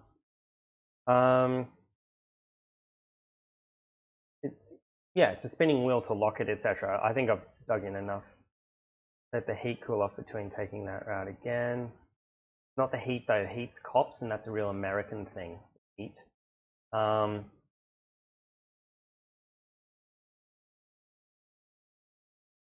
let's leave it as that, right? Let the audience read into it. Nevertheless, Zoe could never take that route again.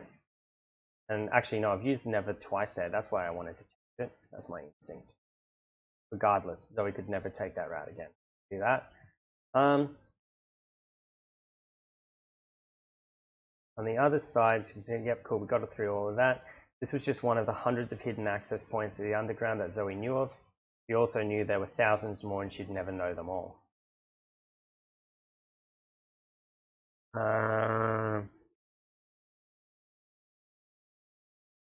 Find them, remember them, know them, know them. Imagined. There were thousands more and she'd never know them all. Gently she closed the door behind her, extinguishing the feeble light the opening had provided. By touch, she spun the lock shut, then fumbled in a pocket and produced a small rod with rough tape binding one end of it. Giving it a sharp twist, she turned it on and cast a dirty yellow light through the cramped space. Through the cramped... It is a bit finite, but I reckon we stick with it because it's a little bit more dramatic. You know what I mean? I don't want to back off the pressure of the world by trying to lessen that. Like, we may as well do it, and hopefully the audience won't remember how finite I have made this as we get to the end here. That being said, you know, it's not crazy to think that she would never take that route again, or at least not for a significantly long time. Prosperous area. Yes, but if you look at the map of how far she's literally traveled throughout all of this, it's a long fucking way. I'll pull it up. Where are we at now? Mitcham Lane.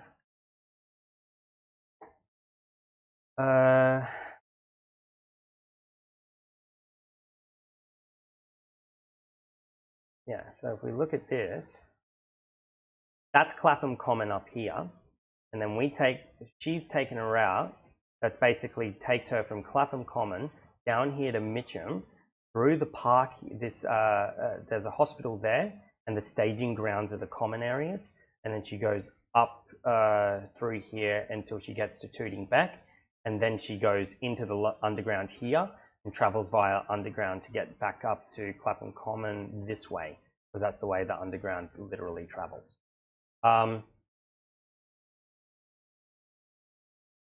Yeah, so that's kind of the... Oh, wait, no, she goes Garrett Lane, doesn't she? So Garrett Lane accesses it here, takes this back up through Battersea, up to Clapham. So it's kilometres and kilometres worth of travel. So, you know, going down a single laneway again, I don't think that's going to change her. Because really the prosperous area is not here where she goes in. It's here, this area where the hospital is and that common grounds, which is the staging area.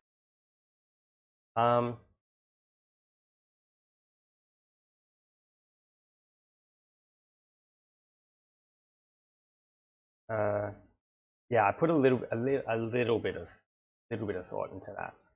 The tunnel was less cluttered with trash than the street below. Long pipes ran down the side of the narrow path, quietly reverberating with the pressure of the gases. Pressure of the gases coursing through them. Zoe knew that pipes like these had something to do with the Teslacom system, like telecom, but they're Teslacoms, that ran over the city streets in the resettled districts, which we will get to later.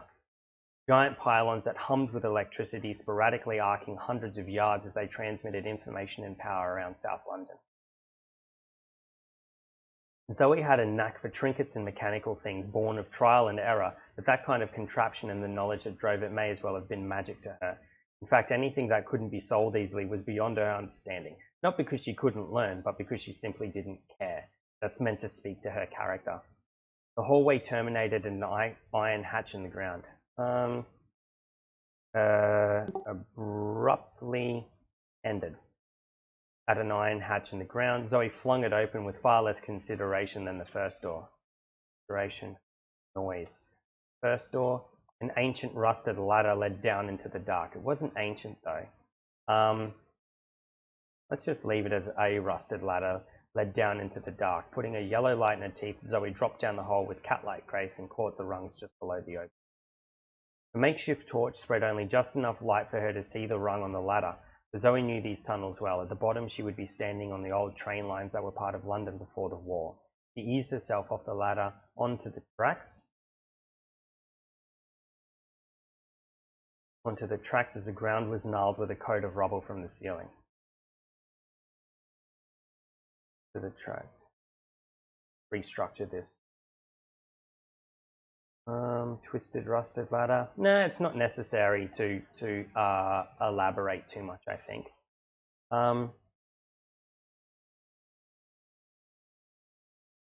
Okay, so let's go. The ground was gnarled with a coat of rubble from the ceiling.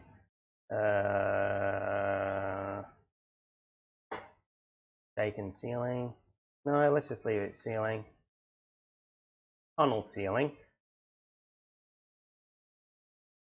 So, eased herself off the ladder.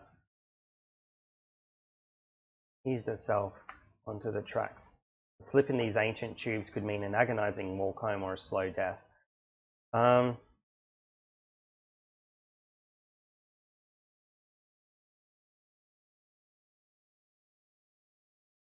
bottom she would wait, rubble and coal. Nah, there's no coal down here. It would just be rubble. It'd be the tiles. If you've ever seen the London Underground, there's and I've got some art for this floating around. See if I can have a look. No, that's a map. What it looks like above. Right, so if you look there, the see those subway tiles? They line the whole thing, the ceiling included. So the rubble is actually those broken tiles and the mortar that holds them on. See if I can find some more. There's subway tiles there as well. Tube station. So you can see those sort of tiles. Those are what would shatter off and fall down.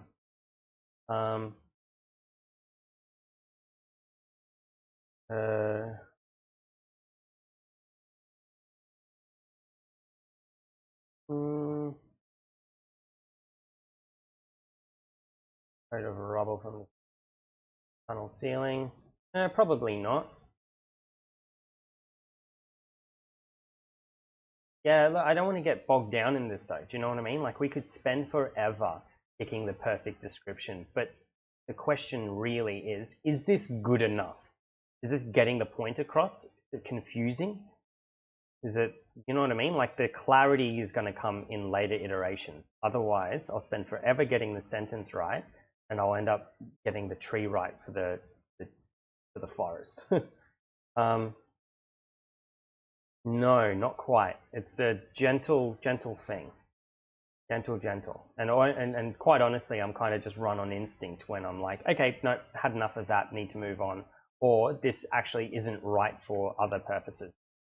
And like most creative practitioners, when I'm running on that sort of instinct, it's more about like, does this feel right enough for now? Is it perfect? Would it be right in the future? You know, like how does that all fit together? And it's all instinctive. So if the instinct is to move on, I've kind of got to trust that. Slipping these ancient tubes could mean an agonizing walk home or a slow death. So picked away over the debris until she found the relatively clear edge of the track and picked up her pace. Like, ning, I have the feels. Yeah. There's a body of understanding around this called collective practice. Paying critical attention to the practical values and theories which inform everyday actions by examining practice, as in like a doctor's practice, no, not like a doctor's practice, as in the practice of doing something, reflectively and reflexively, which basically means reflectively past tense, reflexively, which means analysis in the act of doing. So it's a reflection in action as opposed to reflecting on action or reflecting after action.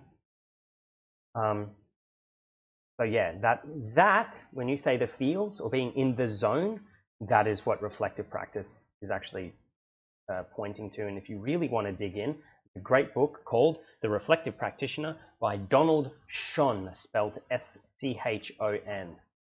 Type that in. Schon. Practitioner. I think that's how you spell it. Go and have a look for that. The ground was now with code. Yep, great. Zoe felt like the ghost of the old city still traveled in the concrete veins below the streets.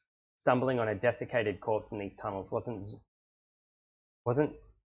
Zoe was? What the fuck am I saying here? Wasn't a memory. Was excited. No, it wasn't an experience. Zoe was excited about reliving, so she stuck to the main path and tried not to imagine the hundreds of forgotten people rotting away just beyond her little sphere of light.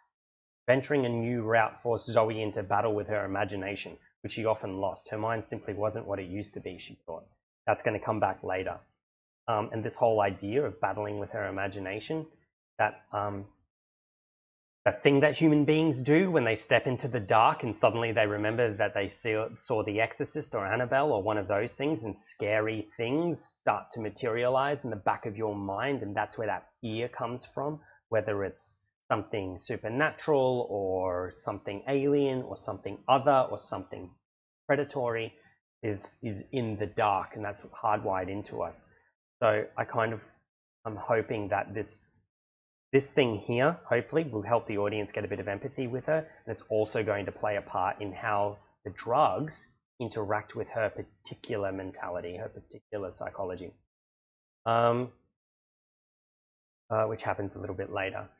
Always the first indicator that she was nearing her home was the smell. Distinctly humans. Yeah, the night is dark and full of terrors. The first indicator that she was nearing her home was the smell, a distinctly human scent of sweat and grime and smoke. I've done that as a 3 cadence because I like the assault that it kind of depicts. You know what I mean? Like if you say it's the sweat and grime and smoke and humanness and diarrhea and shit and piss and stink, you know, and as you kind of continue on, the more things that you tack onto it, up until a point, it feels like an assault on your senses. Sweat and grime and smoke, a soft glow around the bend in the tube, the almost undetectable flicker of firelight mixed in with the artificial yellow hue of the glow rods. Finally, the sound of people. Clapham South was just like any other tube station in London, brimming with the destitute and the desperate. At once the platforms were a manic mix of shantytown and marketplace. The mess of people who called Clapham South Station home were no better off than the inhabitants of any other tube platform. And the residents of any other tube platform.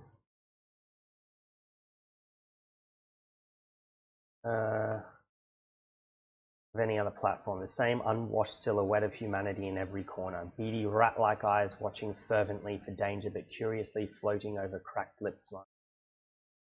Zoe walked as quickly through the crowd as she could, not wanting to draw too much attention. Zoe! She turned to the young female next to her, utterly failing to mask her exasperation. Secretly impressed Cassie. She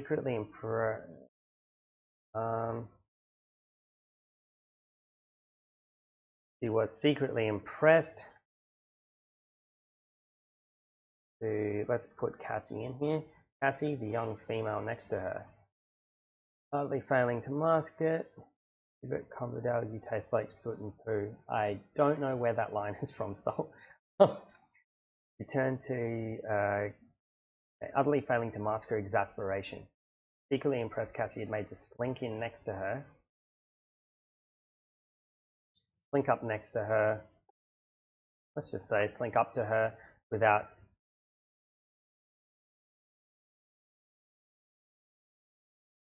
So let's put Zoe here without her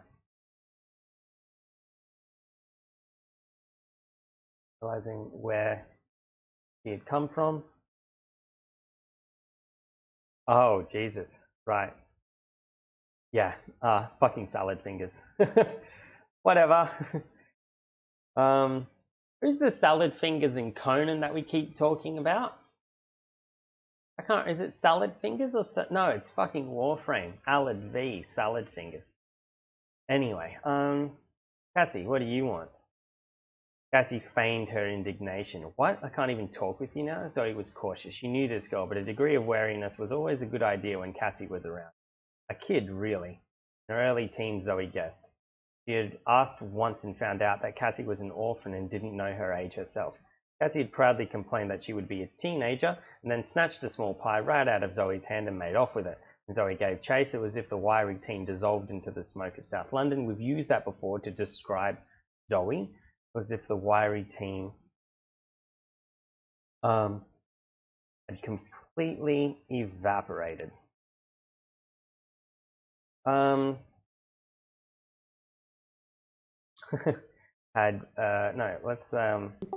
Blinked out of existence. There's a more apt description. Blinking, that's going to be useful. That's going to make sense later when we get back to Zoe. Zoe remembered the moment fondly despite herself. She had other things on her mind right now. You can, I just know that you're going to ask for something. I just know you're going to ask for something. Going to ask for something, she said. What? When have I ever? Zoe looked down at her. Cassie's mouth hung open in shock. Where should I start? Lies. Zoe smiled. She liked this kid. She knew she should. You like this kid. She knew she shouldn't. Because I'm getting into dialogue, and I'm a better dialogue writer than I am a action writer. Where should I start? Lies. Zoe smiled. She liked this kid, but she knew she shouldn't. That's irrelevant. Oh no, hang on. People you like tended to disappear in the current political climate.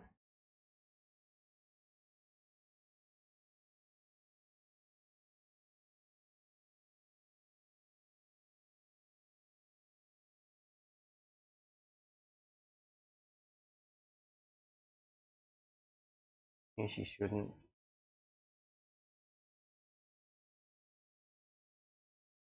Tended to disappear for almost any reason one could conceive of, or no reason at all. Zoe knew by experience. Where's your brother? She asked. Zoe asked. I have to use names in here because otherwise I found it got confusing between Zoe and Cassie, both being female. She. Fuck. Where's your brother? Zoe asked. He's around keeping himself occupied. He's good at that. That's clearly a reply, so I don't need to say that it's Cassie. Mateo was Cassie's younger brother by a few years. They looked out for each other and never seemed to have want of food or clothing or good cheer. Fuck that. He does have a long attention span. What do you mean by that? Zoe smacks. Cassie jumps in front of Zoe, blocking her path. There's nothing wrong with the length of my attention span. I can't help it if everyone else goes so slowly, you especially. Everyone else is the problem. Yes, not me. Zoe took a step around Cassie and find Cassie in front of her again. Move, she said. Train and Zoe's dark little room were right there. She had to do... Or anything material, where would that go?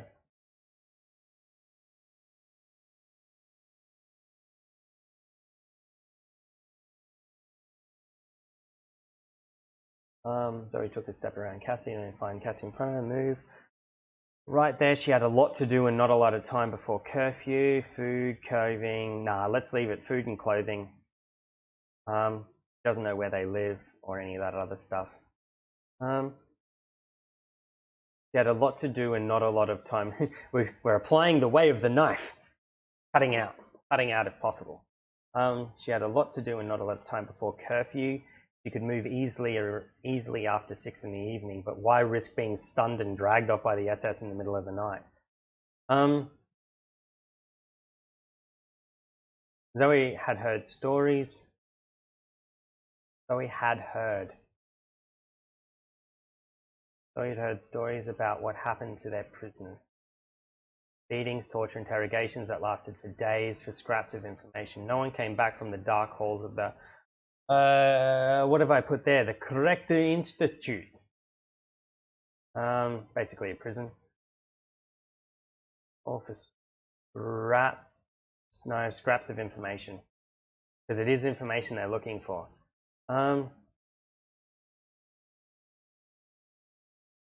Truth was, so I'm qualifying the information that they're looking for with that. The truth was that no one came back at all. Dark holes, the same, they said.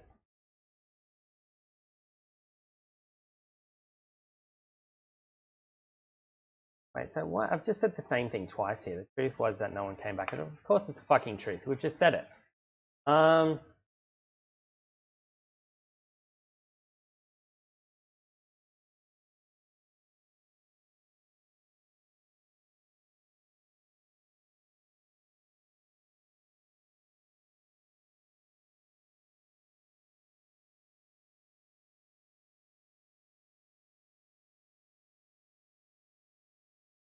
Yeah, maybe. I'm actually questioning the use of these two. We should just cut that out and make it interrogations that lasted for days for scraps of information. Torture, just for fun.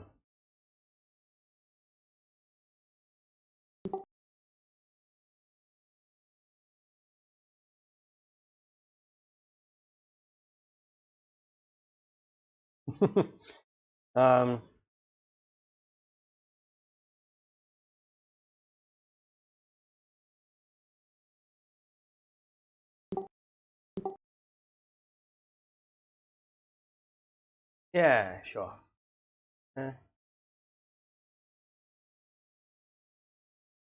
Interrogations that lasted for days for scraps of information and good old-fashioned torture in between. No one came back from the dark holes of the Correct Institute, they said. No, the risk wasn't worth it. Move, Cassie, Zoe said, and pushed Cassie aside. I'll let you get away with that because I'm the bigger person, she called out. Really, she said. Who called out? Hang on. Zoe said, and pushed Cassie aside. I'll let you get away with that, she called out. Let's just leave it as really. Zoe continued to unlock the door to the driver's cabin, her home. It might have been safer to have a little extra security in the lock. Too many people in the slums knew how to get through a lock. Little extra security. Too many people in the slums knew how to get through a lock, but in that moment Zoe wished she had been a little less cautious. She stretched her neck to the right, cracking the joints and focused on the lock again. Yeah, and don't forget it, Cassie replied. That sounds like there's an or else. That means are those. Well, there's not. It's a fact. Good, I can live with the fact now. Scram, she growled and pushed through her door, slamming it behind her. It was a familiar rejection for Cassie, but not one that made her happy to witness. She knew what that particular tick in Zoe's neck meant. Cassie thought about all the times she'd seen it. Later tonight she'd emerge back to normal until the same time tomorrow.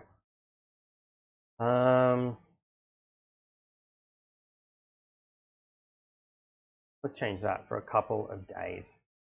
Because it's not like Zoe's not that routine when it comes to her drug taking habits. Despite the constant lectures Zoe gave on preying on people's habits, Zoe was very much the same creature of habit as anyone, like most of the poor souls in Clapham South slum. Io? Low? Oh, hey, Sil. Oh, hi, Silent. Hang on. This is a different Silent. Hi. We're doing a little bit of creative writing, and you've come in the last 15 minutes of it, which is kind of cool. Cool. Yep. So I'm converting a screenplay. Yeah, there is. Silence Will Fall, who's a different another mate of ours that we've been playing with for years and years, Wolfie and Soul and I. And yeah, so he's floating around too. But a pleasure to meet you as well. We are writing Gemini, which is a conversion of a screenplay that I wrote way back when I was a shitty writer in 2012. And it's a story about a drug addict in South London who is has to save a couple of small children from the Third Reich Nazis who have annexed South London in an alternate. Yeah, so I'm converting all of that into a novel. Was I?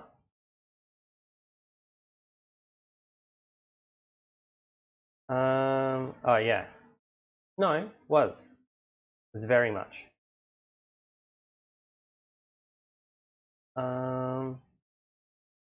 Yeah, I have not been practicing my elevator pitch on this particular screenplay because it is a little bit complexy world building. And a friend of mine who's a novelist he read the screenplay and was like, yeah, you should have a crack at turning that into a novel. So I was like, okay, I will.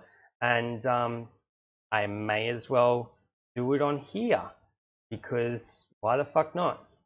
You know, and, there's no point worrying about copyright or anything like that because this is literally publishing as I write it. So, I'm fairly safe as far as that is. Anyway, and let's be honest, right? A lot of the tropes that I'm using here are just mashed up other tropes from other genres, other stories, other things. There's a little bit of Final Fantasy, there's a little bit of Firestarter, there's a little bit of Push, there's a little bit of Wolfenstein, a little bit of Fatherland, there's a little bit of The Keep. Yes, and I own and wrote the screenplay. Anyway, so it was pitch black inside the driver's cabin. Actually, shit, what time is it? It's 2:50. I've got to go. I've got to go like right now. No, not games. They're screenplays for feature films. And I'm writing a book based on a screenplay. And we are currently just doing a quick kind of like an edit through this part here, which I've previously written over the Christmas holidays last gone. And then as we kind of get on into this thing here, you can see where it defaults back to this screenplay sort of thing that I have. Yeah, it goes back into a screenplay where I've kind of changed it from the final draft formatting, which is this one. You can see, that's a character, that's dialogue, that's action text, etc., etc. I've converted that into a Word document and done a few like little tricks. Yeah, I know, but I got a template that basically does half of it for me, and it's going to be a messy process to convert from Final Draft anyway. I'd be curious, what would you recommend for a word processing tool to better develop a novel? Because this is my first crack at writing a book, and I'm getting there, slowly but surely. OneNote. Oh, right. Okay. Do I have OneNote? I probably do. I do too. Bring him in. Shit. I think it'd be my doctoral one. hdr.e.edu.au. Try that one.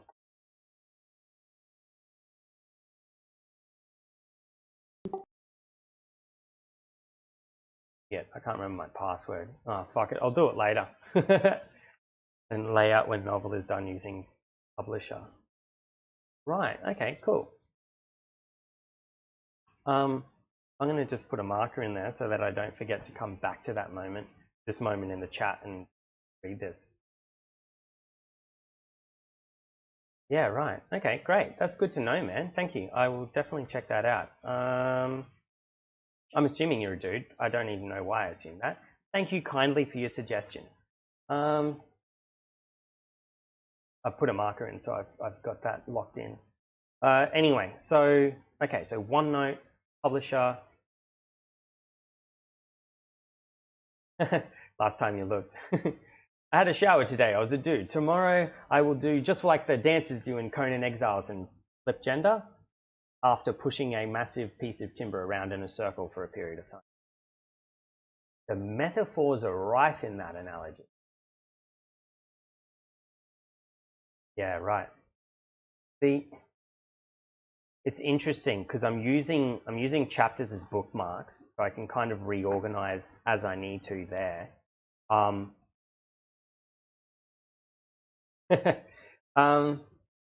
Yeah, so I'm using the chapters as kind of bookmarks so I can pull and move those around without too much drama, kind of in the same way that I'd use index cards in Final Draft. So we can do like summary index cards or script ones as well, and you can move scenes around. So yeah, I'm kind of approaching that sort of a crack at it. But I'm pretty happy with the structure so far. Like, I know I've got a lot of work to do in changing things around. Yes, people can identify as whatever they want these days. That's a gender question, gender as a social construct question, as opposed to a sex question, which is a biological thing, and everything in between for both of those dichotomies. Anyway, I've really got to go because I've got to travel down the Gold Coast like fucking now. So thank you very much for joining me. Thanks for jumping in, Silent. I hope to catch you later. Saying there's only two genders is kind of like saying there's only two colors, black and white. Oh,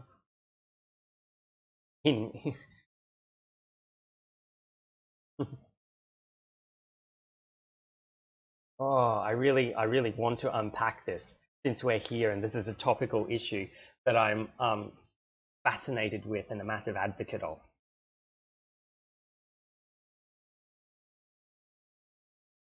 Yeah, pretty much. I mean, and this is again only a sociological understanding of it, right? Which is just a fancy word for a framework to understand the world, right?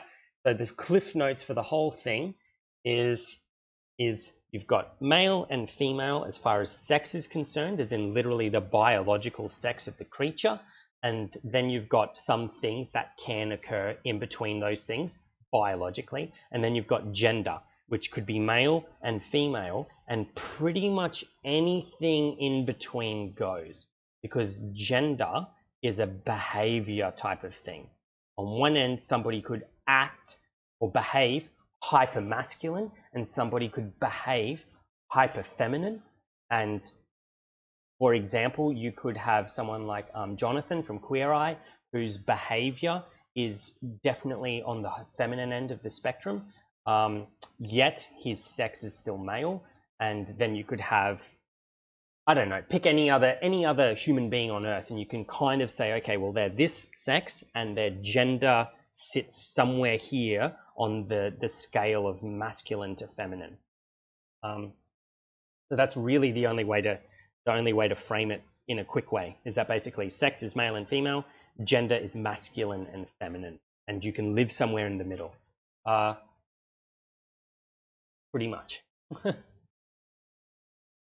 You know, like, I'm a dude, I'm male, I am mostly on the masculine end of the spectrum.